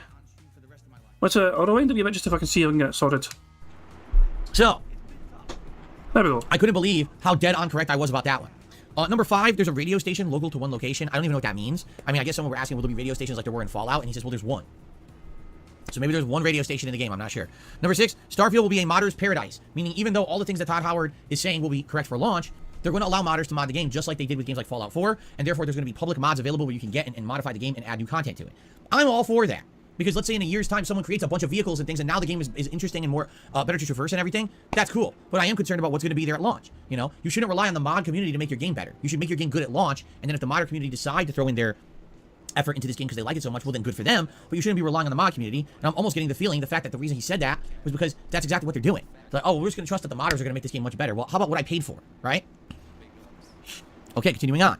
Number 7, you can customize stolen ships, but they have to be registered first. I don't really know what that means. So I guess you do one of those space battles, you take over a ship, you have to register the ship, and then you can modify it. But I don't. Is there a limit to how many ships you can register? I'm going to guess yes, because that's the thing. Do you really think they're going to let you have an unlimited fleet of ships? Of course not. Probably what's going to happen is they're going to say, oh, you can have 5 ships, right? That's probably what they're going to say. 5 ships, that's it. So I guess we'll see. The outpost and shipbuilding systems are very deep and complex. They're intended for later in the game. Well, that's kind of silly. Why are they later in the game? Right? I don't know. That's what he said, though. And then finally, surveying planets and systems. I'm going to count that as a laugh. That strange little chuckle. Why are they later in the game? That's a bingo. Earns you money. So it's not just like you're doing it for the sake of doing it to catalog everything in the game, but it doesn't add anything. In this case, it sounds like it's actually going to add, like you're going to make money doing it. You see, you'll actually get something out of it, which I guess is a good thing, right?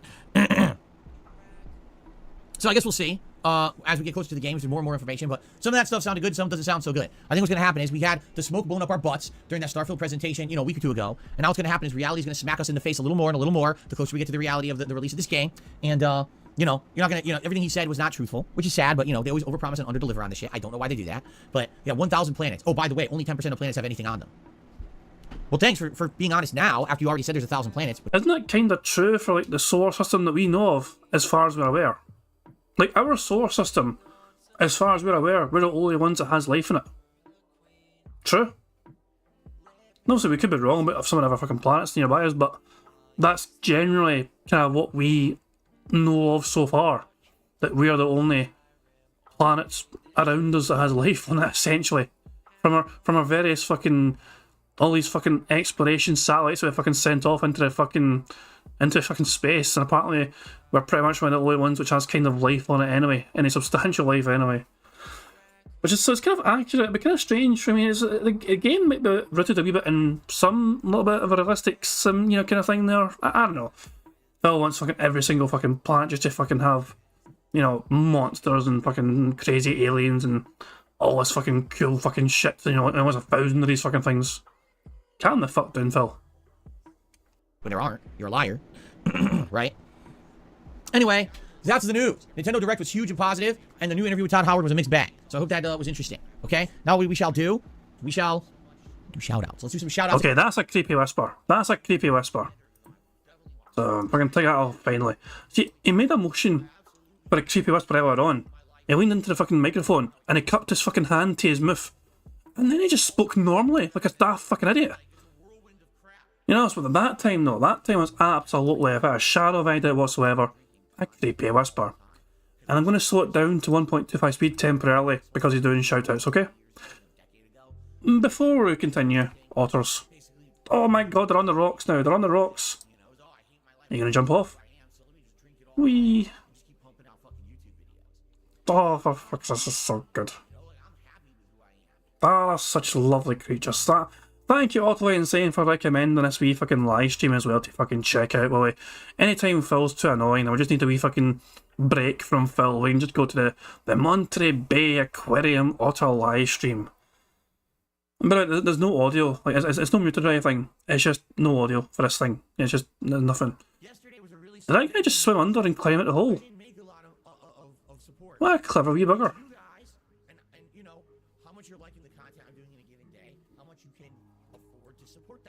Monterey Bay Bingo. I mean, I don't know how we could fucking play bingo with this. We're just enjoying it. We don't want to turn it into a competitive game where we're turned into something stressful to win. Nah, we'll just enjoy it. We'll just enjoy it to detox from Phil briefly. Oh, that's so fucking cute. Is another one about to fucking climb through the hole?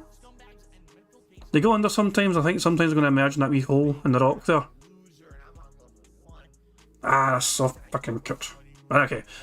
I'm gonna... Okay, no more. We'll come back to it. We'll come back to it when we need to. Back to bingo. We're doing well on the card.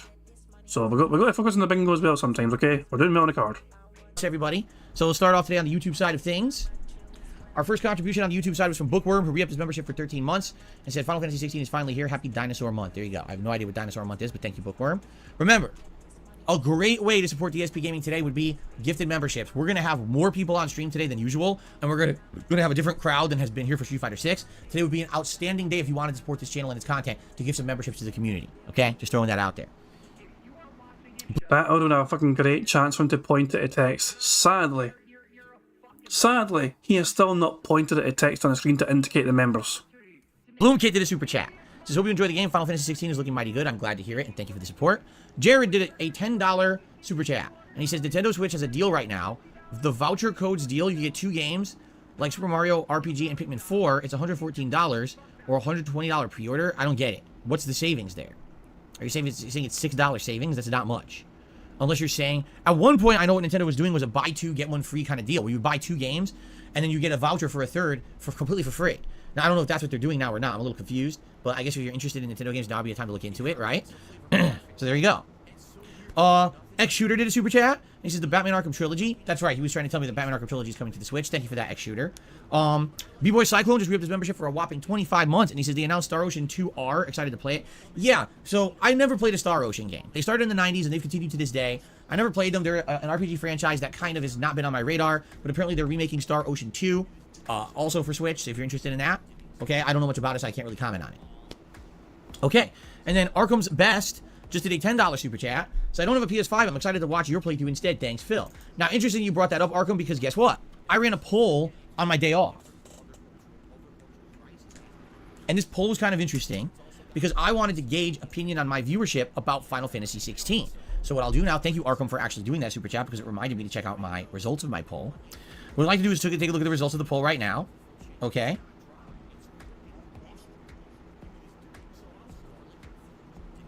So, my poll asked the following.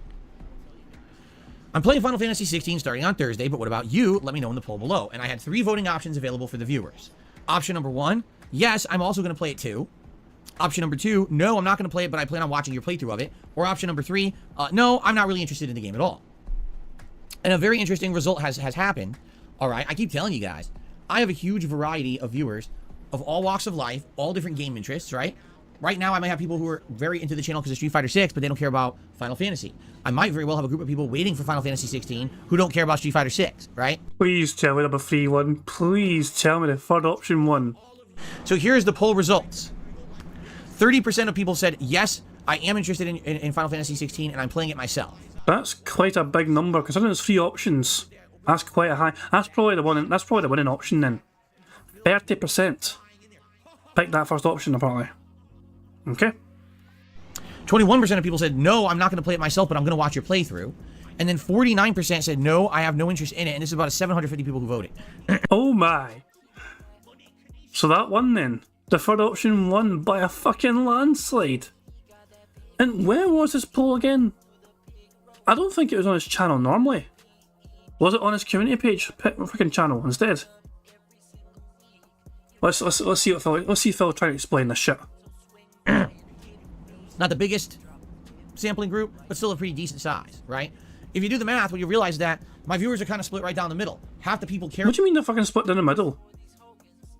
40 odd fucking percent saying I'm not interested in the fucking game is quite a significant fucking, you know.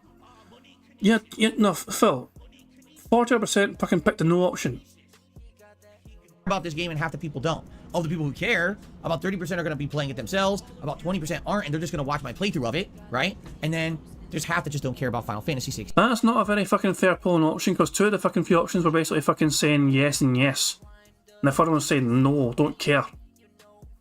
You want a fucking better, more accurate fucking depiction? Just have a fucking simple yes, no fucking split. Do you care about Final Fantasy 16? Yes or no?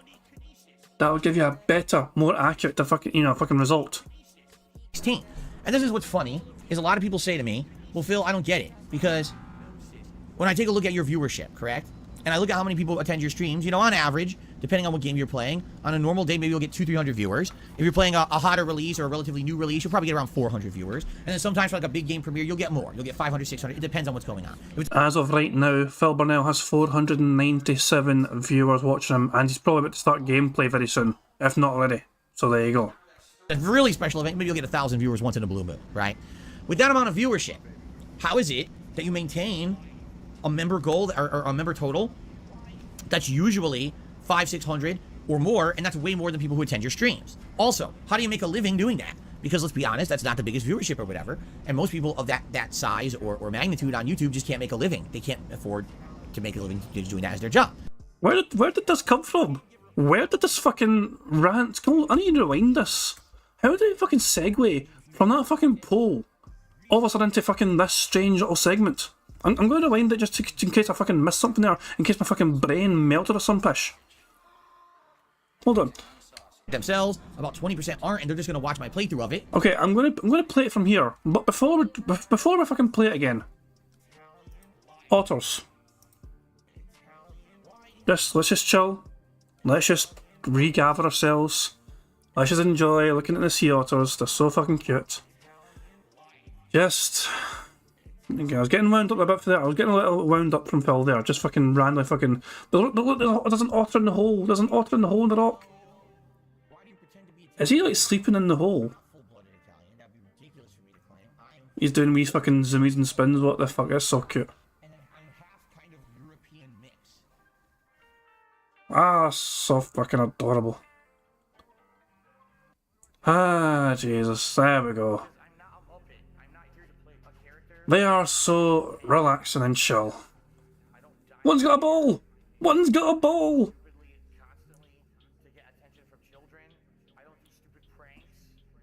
Look at him having fun with his wee green ball.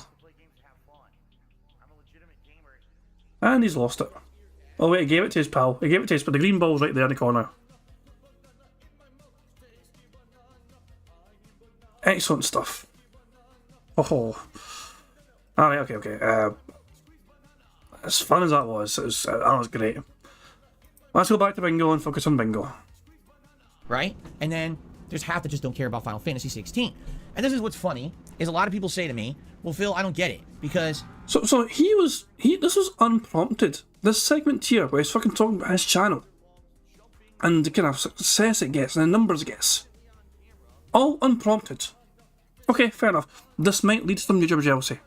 We might get some YouTuber jealousy from this. When I take a look at your viewership, correct?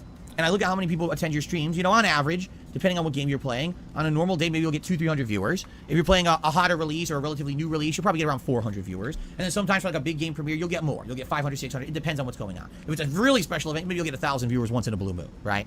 With that amount of viewership, how is it that you maintain a member goal or a member total that's usually 500, 600 or more, and that's way more than people who attend your streams? Also, how do you make a living doing that? Because let's be honest, that's not the biggest viewership or whatever. And most people of that size or magnitude on YouTube just can't make a living. They can't afford to make a living just doing that as their job. And the answer is very simple. Because I'm not just doing one thing. I'm not doing one genre. I'm not a one-trick pony kind of a content creator. I'm kind of a jack of all trades but master of none. Jack of all trades, man, like a fucking jackass. On one day, I'm playing Street Fighter 6, and we have a group here who enjoy my fighting game coverage, and they'll watch it and support it. The next day, I'm playing Final Fantasy 16, and we got a whole new crowd to watch Final Fantasy 16 and enjoy and support that. So on every given day, we get different people coming by, supporting different things, you see? That's why I'm successful. If back in the day I had only focused on one thing, I'll be honest with you, today I'd probably be out of business. But I'm the exception to the rule, where while a lot of people were becoming more focused as specialists, I never really cared about that. You know, my content isn't about being an expert or a guru at something. It's about enjoying a variety of games, being honest with my audience, and having great social interactions every single day that I stream. Is this jealousy yet? I think we're almost at YouTuber jealousy, but not quite there yet. And because of that, I get different people coming by for different games. I'm well aware today we will have people here all day long on stream who are interested in Final Fantasy who likely won't come back tomorrow for Street Fighter. And that's okay. You see? So, that's why I'm able to maintain a channel that has more members than viewers. That's why I'm able to maintain a channel that has as much support as it does, even though I don't get insane astronomical amounts of views on every piece of content that I put out. Because I've been around so long, I have people who come by for certain content, and that's it, and that's awesome, right? Yeah, yeah. Money, money. Oh, money, money. Yeah, yeah. Money, money. Thank you very much to Black Mage for the super chat. It says, isn't all this forbidden math? Is it allowed now? Somebody pointed out, I'm not sure who it was earlier on, it pointed out in the chat, and I apologise for missing your name because it was a good point you made, but I missed your name, so I just kind of, I'm forgetting it now. Bill was talking about this because of his poll results. Like, he is going into this fucking kind of segment right here because 41% of the people in that poll said they weren't interested in Final Fantasy 16, which is what led him into this fucking segment right here, trying to fucking justify and explain why he's able to fucking keep going, essentially. I was like, oh, well, 40 odd percent of fucking people voted they weren't interested in the fucking game. Let me fucking explain to my audience why I'm still fucking successful. Or at least in his fucking head, he's successful.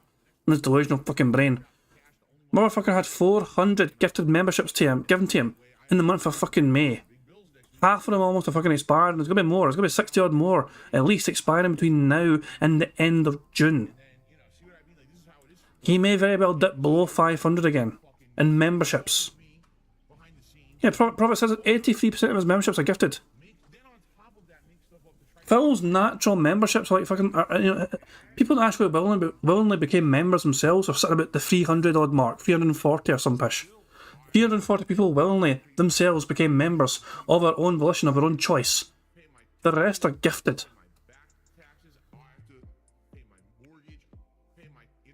That is what it fucking is. Because I've been around so long, I have people who come by for certain content, and that's it, and that's awesome, right? You know, thankfully I put in the work. Put in the work over the years allows me to do what I love and keep doing it the way that I love to do it. And I want to say thank you to all of you who are here today for this special event. Thanks to everyone who's been covering everything else I've been doing and watching it and supporting it. Really, thank you so very much. It is greatly, greatly appreciated. All right, so Arkham's Best, thank you very much for your super chat. And now we will move on to tips. Before we do, I just turned on my air conditioner because it was getting hot in here, so I'm going to turn off my fan. So give me a second here, okay? Shut the fuck up! Okay. Ooh. Shut up, bitch! Now, let's switch over to the tip side of things. And here we go. We start off today with a $4.20 tip from Wumba. Thank you to Wumba for our first tip of the day.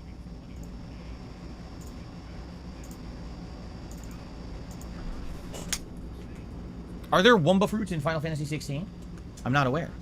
That would be an interesting crossover. Crash Bandicoot Final Fantasy. I don't think that's ever going to work. Okay. So, thinking of Wumba, who says, I can't get the game until next week, sadly, so I hope it's as great as everyone is saying it is. Me too. Like I said, the Metacritic score is quite high. Seems like everyone's really enjoying the game, so that's an excellent thing. So I received a £2.50 tip from Great Britain. It's an anonymous tipper. They said, shout out to Adam Pachiti from Cultaholic. Big fan of your work. You love it. All right. I don't know what you're talking about, but thank you very much. I'm going to count that as what the fuck are you talking about? I don't know what you're talking about. It's pretty much the same thing as what the fuck are you talking about? I think we can all agree there. It's pretty much the same goddamn fucking thing. Oops, I was just shouting something there. Okay, but yeah, that's pretty much the same goddamn thing, let's be honest here. £2.50 tip from Great Britain. I'm going to count it as $2 because I don't know what the translation is of pounds to American dollars. But thank you very much for that. It's probably, I'd imagine, pounds to dollars, probably $1.70 or something. All right. Let's take a look because it looks like we have a bunch of small tips here. So first of all, PlayCool92 has tipped $1. All right.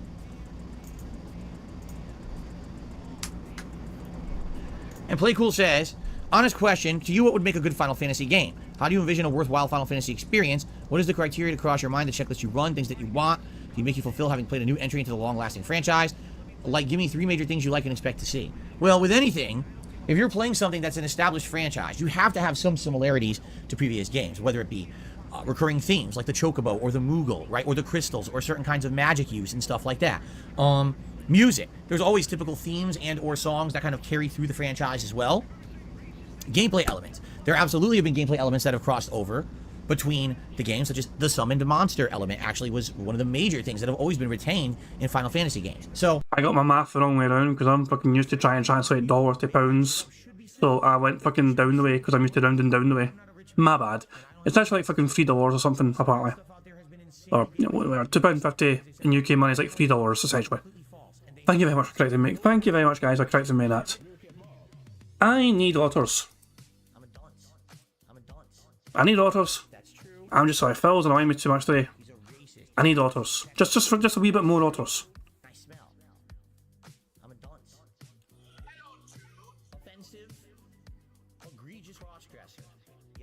They are so nice. Oh, that's enough. I just needed another wee dose of otters, that was all. Back to Bingo. When you're looking for something that says Final Fantasy, you're looking for those things that are synonymous with the franchise. Now, the thing is, Final Fantasy has changed and reinvented itself so many times over the years that it's hard to really put your finger on what is the Final Fantasy formula. Well, if you ask me, in the 90s, I'd say, oh, it's turn-based, it's a party system, it's leveling, it's customization, but then that all changed. It became more action-based, it became more MMO style in a game like Final Fantasy 12, but then 13 changed it up with a different gameplay element and style, 15 changed it up, and now apparently again 16 changed it again. So you can't really say that the core gameplay elements are really what you're looking for, more like it's maybe the...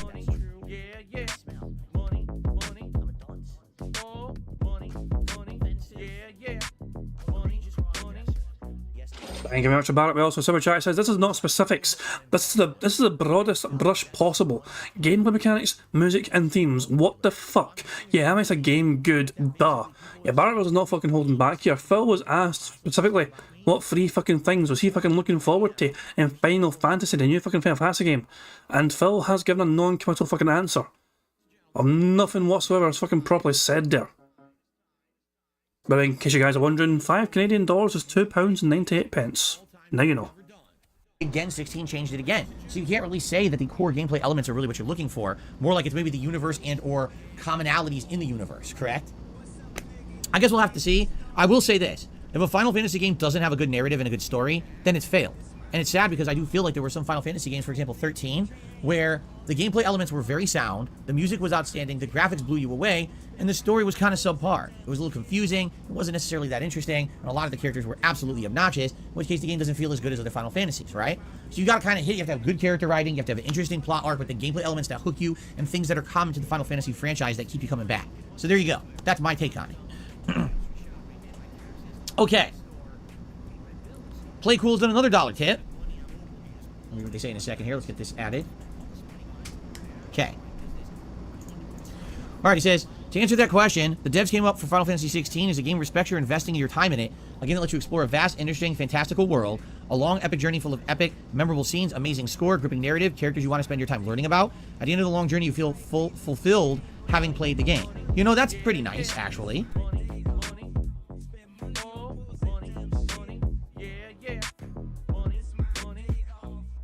Thank you very much to Song Wang for subscribing to the channel, much appreciated. I've just seen Song Wang like say a couple of things in chat, and it said, "Hey King Jad VCMP konnichiwa, kawaii desu, domo arigato." A Scottish person trying to speak Japanese does not fucking. It sounds very weird. And then it said something as well, saying, "How's your DSP? How's your bingo going?" It looked like you were speaking like a bot, so I wasn't sure if it's a fucking bot I'm talking to or no. It's either a bot or it's somebody very polite who's like full name in the stream and everything else and or whatever, you know. I mean, I don't know. I could be talking to a fucking bot right now for all I fucking know. But there you go. Thank you very much anyway for Songwang, for subscribing to the channel. Much appreciated. If you're a real person, then thank you and it's going well. If you're a bot, then, you know, I don't know. Sayonara. At the end of the long journey, you feel fulfilled having played the game. You know, that's pretty nice, actually. That's a sentiment I can get behind. That if you're going to invest a lot of time into a game like this, you definitely want to feel fulfilled. You don't want to feel like you spent 40, 50, 60, 70 hours on a game, and at the end it's like, wow, the ending sucked, right? Like, that would really be bad that you play that much and you invest that much into a game, and then the game's like, well, I wasted your time because the ending is just dog shit, right? Okay, I could get behind that. Looks like another tip is coming from Play Cool. Who says, go expecting the above, and you will love the game. It is sad RPG mechanics are an afterthought, and that the combat, while exciting, lacks the strategic depth of old games, but in the end, the result is a clear vision and focus that excels in what the devs intended it to be. Lots of inspiration from Game of Thrones, from the mood of the narrative and characters to the design of the world map and icons. It all works, in my opinion. I hope you have fun playing it. I can't wait to watch your reaction and feedback. Much love, brother. All right. Again, I have not spoiled myself whatsoever on the gameplay elements of this game at all. I've stayed away from them purposefully, so that, you know, when I play it today and moving forward, it all feels fresh and interesting and not expected and or, you know, oh, I knew this was coming. I wanted to be surprised. So I guess we're going to find out today exactly how it plays and everything, right? All right. Let's continue. I got a $1 tip.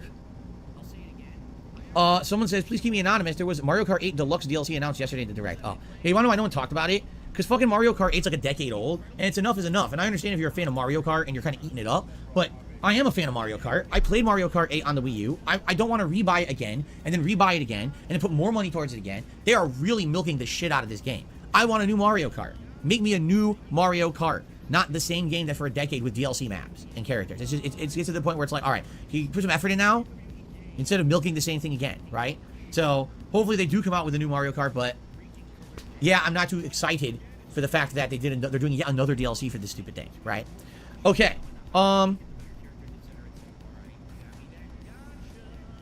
The Dan Man tipped me $1 talking about the submarine situation. All right, I haven't followed this thing, nor do I really care at all. Oh, here we fucking go. Phil's out to fucking mention the submarine. I like how he starts off by saying he doesn't give a shit, essentially. Go on, Phil. It's only uphill from here. I don't think it can get much worse from here. Then again, you do surprise me. It has nothing to do with gaming. It has nothing to do with anything that we would be talking about. I don't cover random current events, right? If you want to follow the submarine situation, go check out mainstream news, where apparently it's every fucking news story everywhere because they have nothing else to talk about. I don't care about this. It has nothing to do with me. Thanks for the tip. Okay. What fucking big fucking holy fuck. Of course the whole world's fucking talking about it. Try to fucking find a small wee fucking submarine before they fucking perish. And Phil's like, no, I don't fucking care. Like, it's not about my content, it's not about my gameplay. I mean, Jesus Christ, Phil, people died. People are dead. This is a fucking thing the whole world is fucking watching, fucking hoping they would fucking come through. Because it's fucking something that's like, it's like they're... You have some fucking empathy for some other fucking people, Phil. Yeah.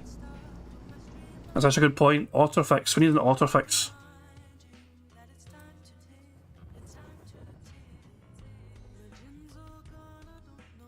Phil's lack of humanity requires an otter fix. We just need to get some enjoyable, peaceful little otters in our lives. Just to chill. Just to enjoy. Just enjoy the otters. There's one about to zoom across. There we fucking go. On your sail, wee man. On your sail. Lovely little swim. Way to go.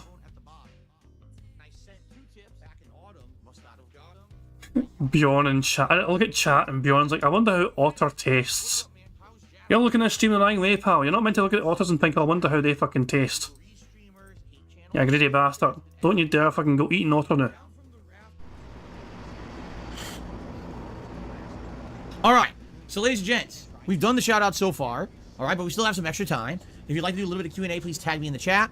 And again, today, big premiere of Final Fantasy 16. A great way to support the channel would be possibly gifting some memberships to the community, because we lost about 200 memberships in the last week because a lot of gifted memberships expired. Yes, if you haven't noticed, I've noticed this, I've been mentioning this a lot. I like to see my community happy. I like to see people, you know, enjoying the streams, and one way that they've definitely enjoyed them is gifted membership. So if you were thinking of maybe contributing... You want to see them fucking happy? Phil, if they're fucking happy to fucking be a member, they become a fucking member of their own fucking choice and volition. Just do yourself a fucking favour, Phil. Take your little piggy hoof, direct it down the way towards the text on the screen, and you'll make plenty of people happy. This would be a great way to do so, okay? Cool. Fucking arsehole. I'm going 1.5. Actually, I'm going 1.75. Casanova says, is Splatoon 3 even a thing anymore? Seems like no one talks about it. No, I will definitely say this. Splatoon 2. When it came out, I saw Splatoon memes and things all over the place. And even for the longest time, I saw Splatoon was a big part of Nintendo culture. Splatoon 3 came out last year, right? And I did see people talk about it for, you know, about a month. And after that, it seems like what happened is, I hate to say it, it's too much of the same, right?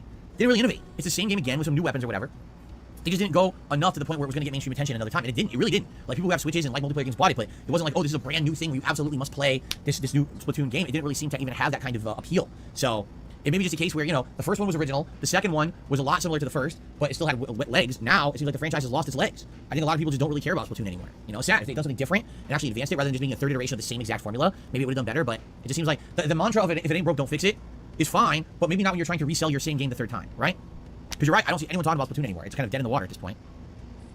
Jeremiah said, did you watch Digital Foundry's video on Final Fantasy 16? No. They suggest try playing in quality mode. Performance mode is kind of unstable and has a jittering frame rate. Well, let's see what happens. I don't necessarily know if I want to play it in 30 frames. Let's maybe try it in the performance, and if it really is that jarring, then maybe we'll go to quality. We'll see. Thanks for telling me, though. Lucas says, it's the same game again with different weapons or whatever, every multiplayer shooter ever. Well, fair enough. I mean, this is not a criticism that's exclusive to Splatoon. I mean, look at Call of Duty. That's the biggest joke possible. Every year, it's literally the same exact game. I mean, they made Modern Warfare 2. They're now saying this year's Modern Warfare 3. What? What? No, what? What are you, crazy? And yeah, they're the biggest. I would argue they're the biggest offender in this case. But I mean, yeah, can you, just because you're saying others do it, that doesn't make it right, right? I'm not saying other game franchises aren't guilty of this. Of course they are. But in this case, Splatoon, you know, need to do something special, and they really didn't.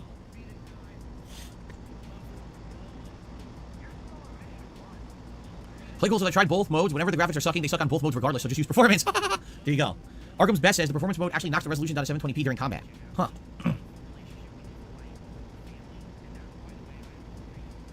No, Jasper has not watched Final Fantasy games. No.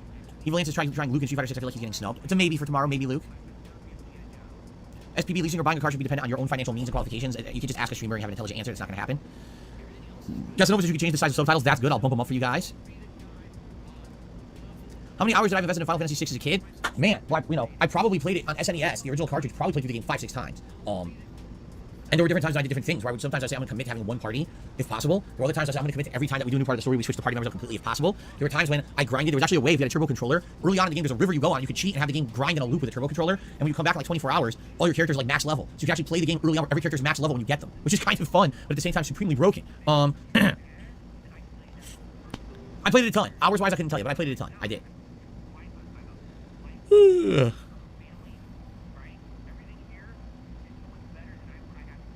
Jex Gaming says I spent $109 on the deluxe edition for Final Fantasy 16, but now it's delayed till Saturday. What do you mean by that?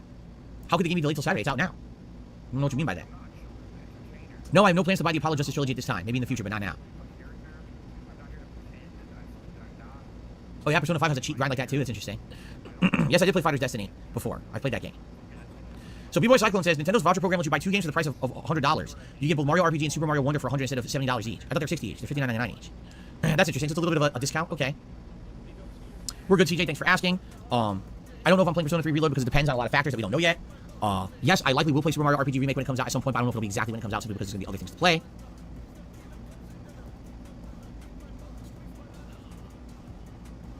What is my all-time favorite SNES game? That's not possible to answer. You know, I just love so many games on SNES. You know, games like Super Mario World, Legend of Zelda, Link to the Past, Street Fighter 2 Hyper Fighting, Final Fantasy 4 and 6, Chrono Trigger. You know, just to name a few off the top of my head.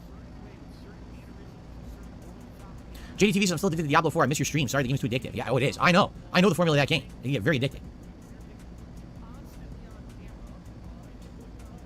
Casanova's Super Mario World, my all-time favorite, hands down. It's my all-time favorite platformer. I still, to this day, have not played a platformer that captured my sense of wonder and/or I felt was so consistently solid throughout as I felt when I played Super Mario World as a kid. So, will I get Torgal? I don't know what that means. So, if that's a spoiler of some sort, don't answer because I don't want spoilers. Venom saying it's good to have you here. Says I'm ready for Final Fantasy 16. I'm pretty sure we all are. No, I don't know anything about a battle pass situation with D4. Don't know what you're talking about. Yes, I like hard cider. I think it's delicious. He looks bored out of his goddamn tiny fucking mind. Look at him. He's fucking using his hand to fucking try and stop himself from fucking falling asleep. Jesus Christ. Nah. We're going back to otters. We're going back to the otters. We're going to enjoy the otters. Jesus fucking Christ. It's just fucking ridiculous that Phil's like... He looks so bored doing his own fucking content. Bjorn, they're not food. Don't fucking get hungry. Money, money, yeah, yeah. Money, money. Oh, money, money, yeah, yeah. Money, money. Thank you very much to Barrett Wells for Super Chat. It says if DSP made a game, it would be an apology letter simulator, but he'd never be able to beat it because he did everything correct. If DSP made a game, you mean if fucking the Phil got his cat and his community to make a fucking game? Won't be fucking Phil doing anything fucking making about, yeah, I have talented fans, they'll do it for me. I was like, okay, and how much fucking money will they get? And Phil's like, what do you mean? I'll pay them an exposure, I'll give them a shout out if they want shouted out. I'll link their fucking YouTube channels. Fucking, you know, thousands of hours into fucking work for some shitey fucking indie game. Phil's like, yeah, why is this game so bad? It's like, well, we didn't pay us anything to fucking make the game. We have real lives. Jesus fucking Christ, but yeah.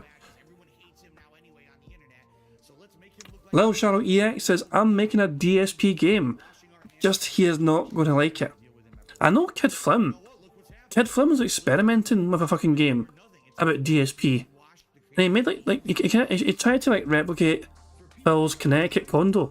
Like top down, you know, top down Game Boy style kind of, visuals. And it was pretty fucking good. But yeah, anyone who's aware of Kid Flim will know he has an interesting art style, to put it mildly. Some of his stuff is fantastic, and some of his stuff is haunting. I'll just leave it at that. Kid Flim, very talented artist, quite a creative imagination. We'll just leave it there. Anyway, let's get back to the bingo.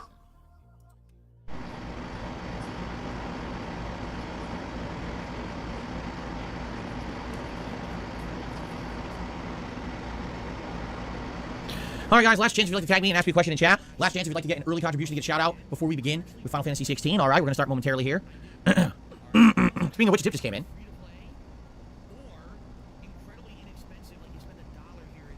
I got a 666 tip from an anonymous tipper, okay.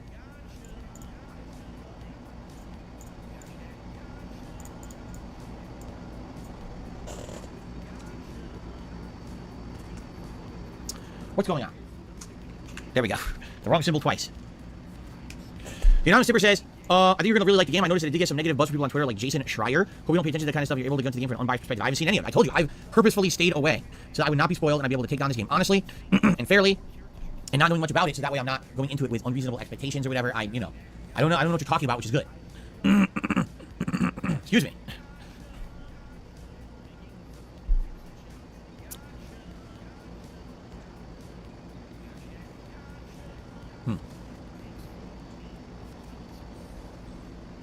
Man, my throat. I got a frog. Hold on. was fine the whole show, and all of a sudden at the end, bothering me. Okay. These are very, very silly questions that I'm ignoring, because they're just very silly. Press the touchpad for lore in cutscenes if you want more context on areas. Who's gonna do that? Did I make homemade cookies? No, I've never made my own. My wife has made homemade cookies that were quite good, but I don't make homemade cookies.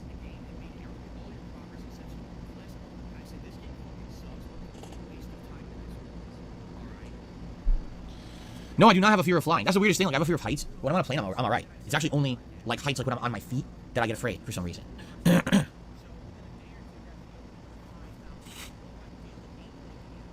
I don't know if I'm playing Armor Core 6 or not. I don't know when it comes out. I don't know much about it. I guess we gotta look into it. Right now, like, you know, I'm focused on the games I'm playing for the rest of this month and into July. When we do that game schedule update during the digital summer party, that'll kind of give us a perspective on what else is coming up and when, and that's when we'll talk and make these kind of decisions, okay?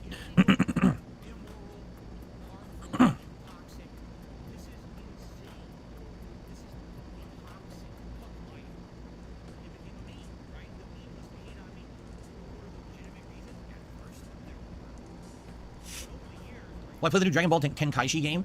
I don't know. Maybe I would. If it's interesting, I like Dragon Ball. If it was a game that looked like it had meaning and was something my audience wanted, I would always consider it.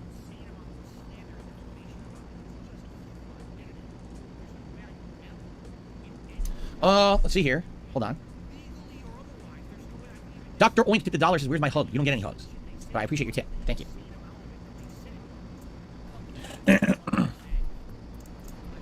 Okay. Trigger says, are you happy with your React channel's growth pace? What's next for the channel after gaming, reacting, and reviews? See, it's funny. When I launched DSP Reacts in February, I actually think it grew faster than I expected, and now basically it's scaled back to the point where it's kind of where I thought it was going to be. I didn't expect... Is that kind of like hand graphs right there?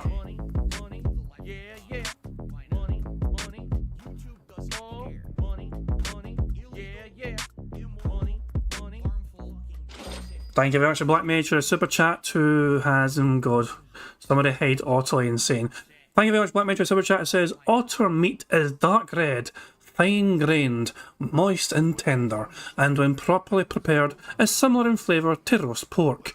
It is usually slow-cooked in a broth. It's $50 a pound online. There you go, Bjorn. You're interested in how otter tastes? Apparently you can buy it online, and apparently it is usually slow-cooked in a broth. So if anyone's fucking curious, I guess, how otter tastes, there you go. Thank you, Black Mage, for the education in that. I mean, I'm going to go back to the otter cam and make sure they're all still there in case Bjorn's been by and try to fucking steal one to, you know, fucking have a snack on. I think they're all still there. Whole bunch in the fucking corner. Probably staying in this fucking corner because Black Mage is fucking over here somewhere trying to fucking, you know, catch him with a fucking, you know, hook, you know, a net or something. Jesus Christ. Jesus. But, it's good to chill with it. It's just, they're cute as fuck. They're cute as fuck, the otters. They're cute as hell. It's nice just to fucking watch and just fucking do the wee thing to detox from Phil. Right, the bingo's almost over though, so let's get back to bingo. Oh, so yeah, that's why I stopped. Is this a demonstration of hand graphs here? Look what he does with his hands when he's talking about his React channel. Is this a demonstration of hand graphs? Yes or no? Trigger says, are you happy with your React channel's growth pace? What's next for the channel after gaming, reacting, and reviews? See, it's funny. When I launched DSP Reacts in February, I actually think it grew faster than I expected, and now basically it's scaled back to the point where it's kind of where I thought it was going to be. I didn't expect to have, like, over 100 members and have, you know, the amount of support that I had on that channel right away. I thought it was going to be slow growth, but instead it, like, exploded. Okay, I'm counting it. He's using his hands to try and demonstrate growth. That is a bingo. We are 4 away from a full house, ladies and gentlemen. Not only that, we are 3 burps away from a free space. We are 4 snorts away from another free space. And apparently we're very close to 100 likes as well.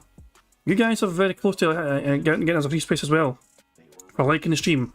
So we could have 3 free spaces here, which might mean we only need one more thing. Just saying.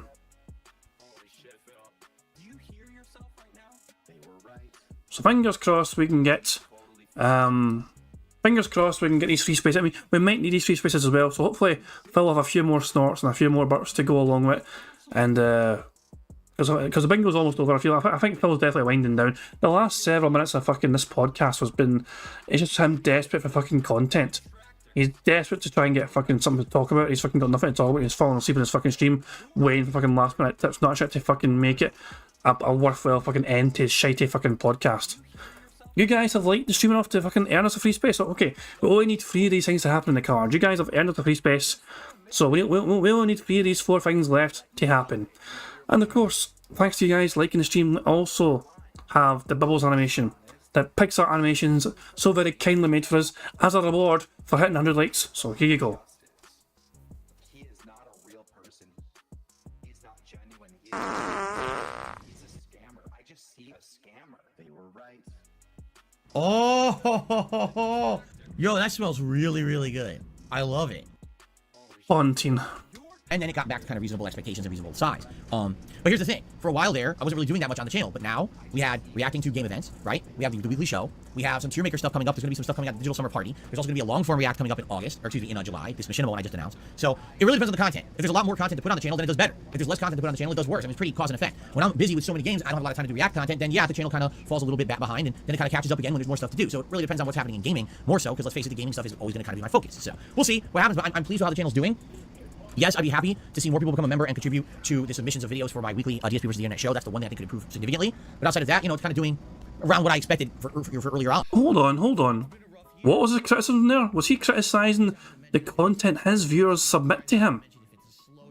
Was he bitching and whining about the fucking quality of the content that he relies on as to have a show in the first place? Stuff to do. So it really depends on what's happening in gaming, more so, because let's face it, the gaming stuff is always going to kind of be my focus. So we'll see what happens, but I'm pleased with how the channel's doing. Yes, I'd be happy to see more people become a member and contribute to the submissions of videos for my weekly DSP versus the Internet show. That's the one that I think could improve significantly. But outside of that, you know, it's kind of doing around what I expected for earlier on, actually. So, Radical Jaws, the super chat says, I'm Super Mario RPG hype woo. Yes, indeed. I think the Super Mario RPG being remade is very exciting.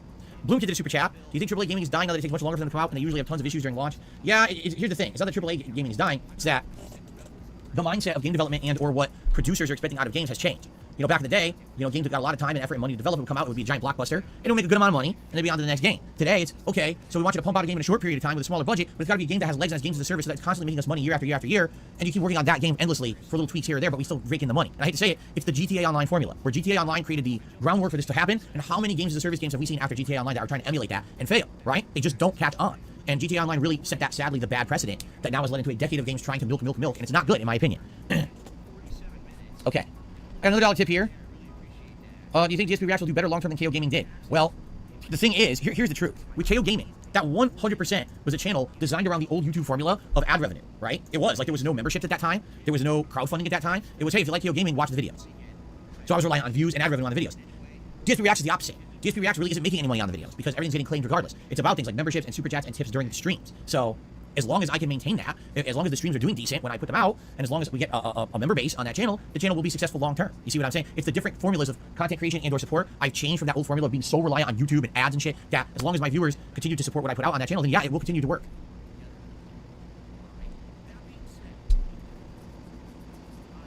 Okay. All right, guys, I think it's time, when people are asking me about UFOs, I think it's time to end the show. All right? So let's say thank you for watching, everyone. Great podcast today. Definitely a different vibe today. As you notice, I didn't mention Street Fighter 6 at all. Why? Because we're going to get back into Street Fighter 6 tomorrow. What do you mean you didn't fucking mention Street Fighter 6 at all? You fucking want people to fucking talk to you about who you're going to fucking play as tomorrow, for fuck's sake. Apparently, one of the big themes of today's fucking entire stream, on both the day and night stream, is to also fucking determine who you're going to fucking play as tomorrow in Street Fighter. I'll talk about my Blanca performance, 2 days ago on tomorrow's podcast. I have the stats, by the way. I have the updated stats for Blanca. Why do we go into that today? We're not going to even talk about that today.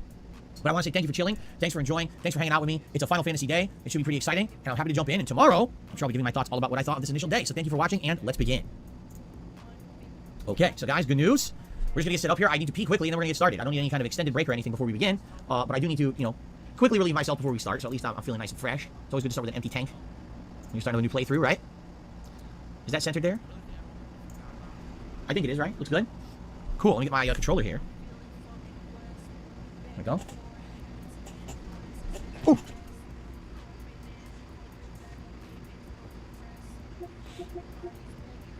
Oh man. Pretty good art, no? Pretty good dashboard art there for Final Fantasy 16. It's pretty impressive. All right. What's up, Jade? How are you? Gavin, we're not talking about politics, so just stop right now. Stop before you hurt yourself. All right. Real quick, I'm just going to mute the mic, and I'm going to run and use the restroom quickly. This will not be more than just a couple of minutes, and then we'll be back with the premiere of Final Fantasy 16. Thanks, guys. Let's begin. I'll be right back. Was it just me, or did that sound like a fucking threat? We're not going to talk about politics. Stop there before you hurt yourself. That sounds kind of like a fucking threat from Phil towards that fucking person. Also, we can fast forward until Phil gets back. It's only a piss break, so it should be a couple of minutes. He didn't even run ads, for fuck's sake. All right, guys. There we go. Let's see him throw himself into the fucking chair. Closes the door because Cat's home. There we go. All right, guys, are we ready to go? Is everything good? Is the camera centered? Everything looks good? By the way, I have no idea if the camera's even a good spot for this. Again, I haven't played it yet. I haven't even looked at the heads-up display for the game at all. So I don't even know what it looks like. Yeah, it's pretty crazy. I really did nothing to spoil it all, right? I stayed completely away from any information about this one to avoid any kind of spoilers of any sort. It's not a puzzle game, right? Like, it doesn't play like Tetris or something, like Bust a Move, Bubble Bobble. Here you go. No, I did not play the demo. I did nothing. I did nothing at all. I stayed away. I stayed away and ignored all spoilers of any type. So I have no idea what's happening right now. I don't even know who I am or where we are. Like, what's happening?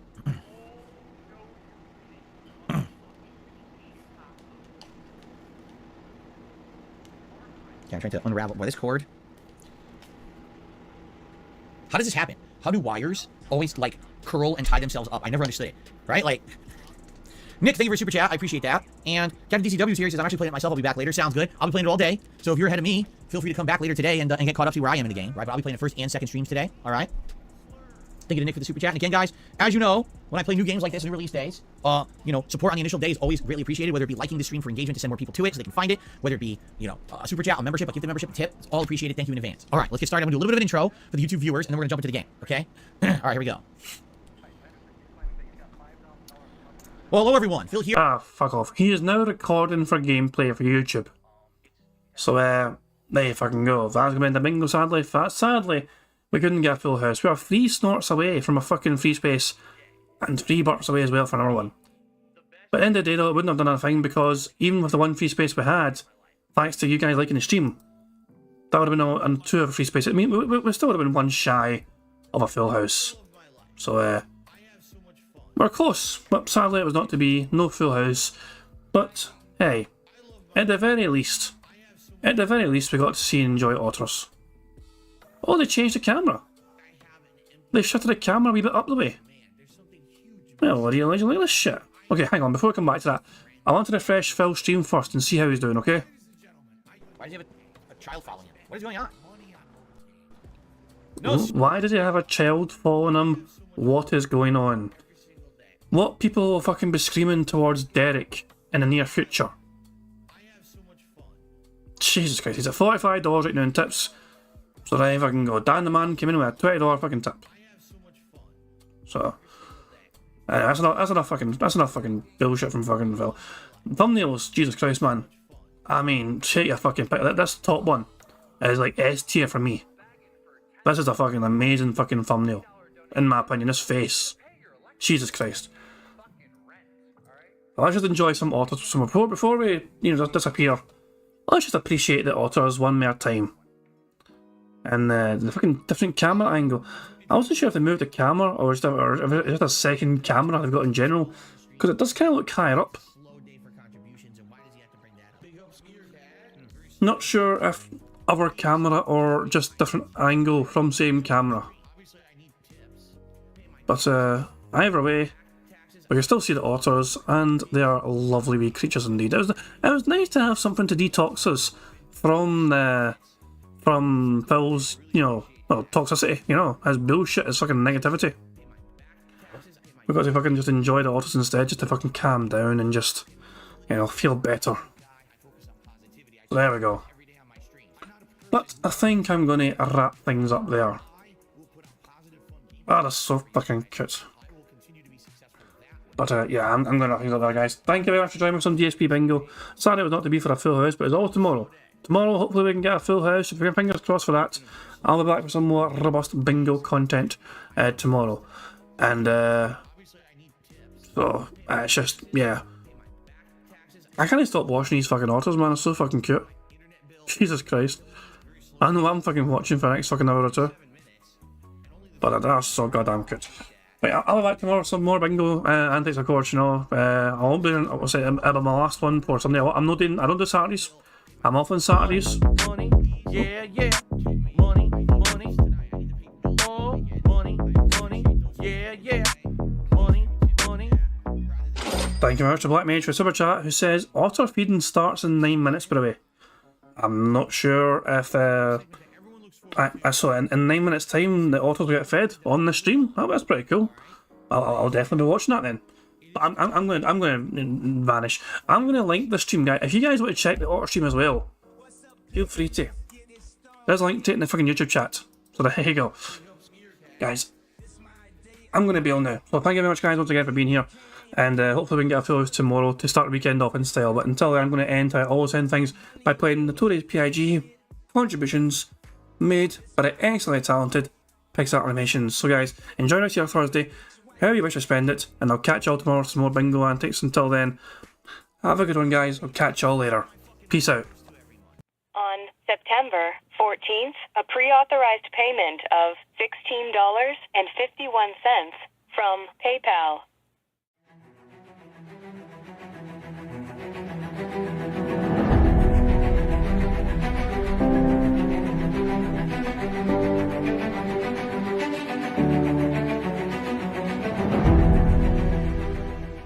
All right, Luna Mills has tipped me $1.30.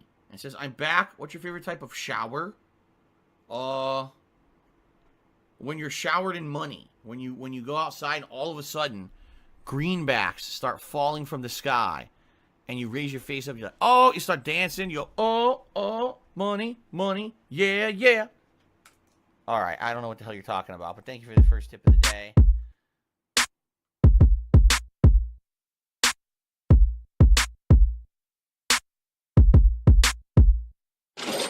Money, money, yeah, yeah. Money, money, oh, money, money, yeah, yeah. Money, money, money, money, yeah, yeah. Money, money, oh, money, money, yeah, yeah. These contributions are mandatory. Money, money, yeah, yeah. Money, money, oh, money, money, yeah, yeah. Money, money, money, money, yeah, yeah. Money, money, oh, money, money, yeah, yeah. These contributions are mandatory.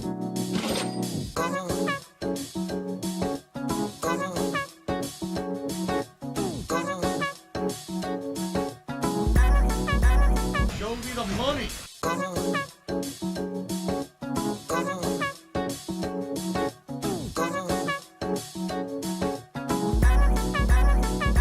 Free. Money, money, yeah, yeah. Money, money, oh, money, money, yeah, yeah. Money, money, money, money, yeah, yeah. Money, money, oh, money, money, yeah, yeah. These contributions are mandatory. And it's gone, just gone like that in an instant.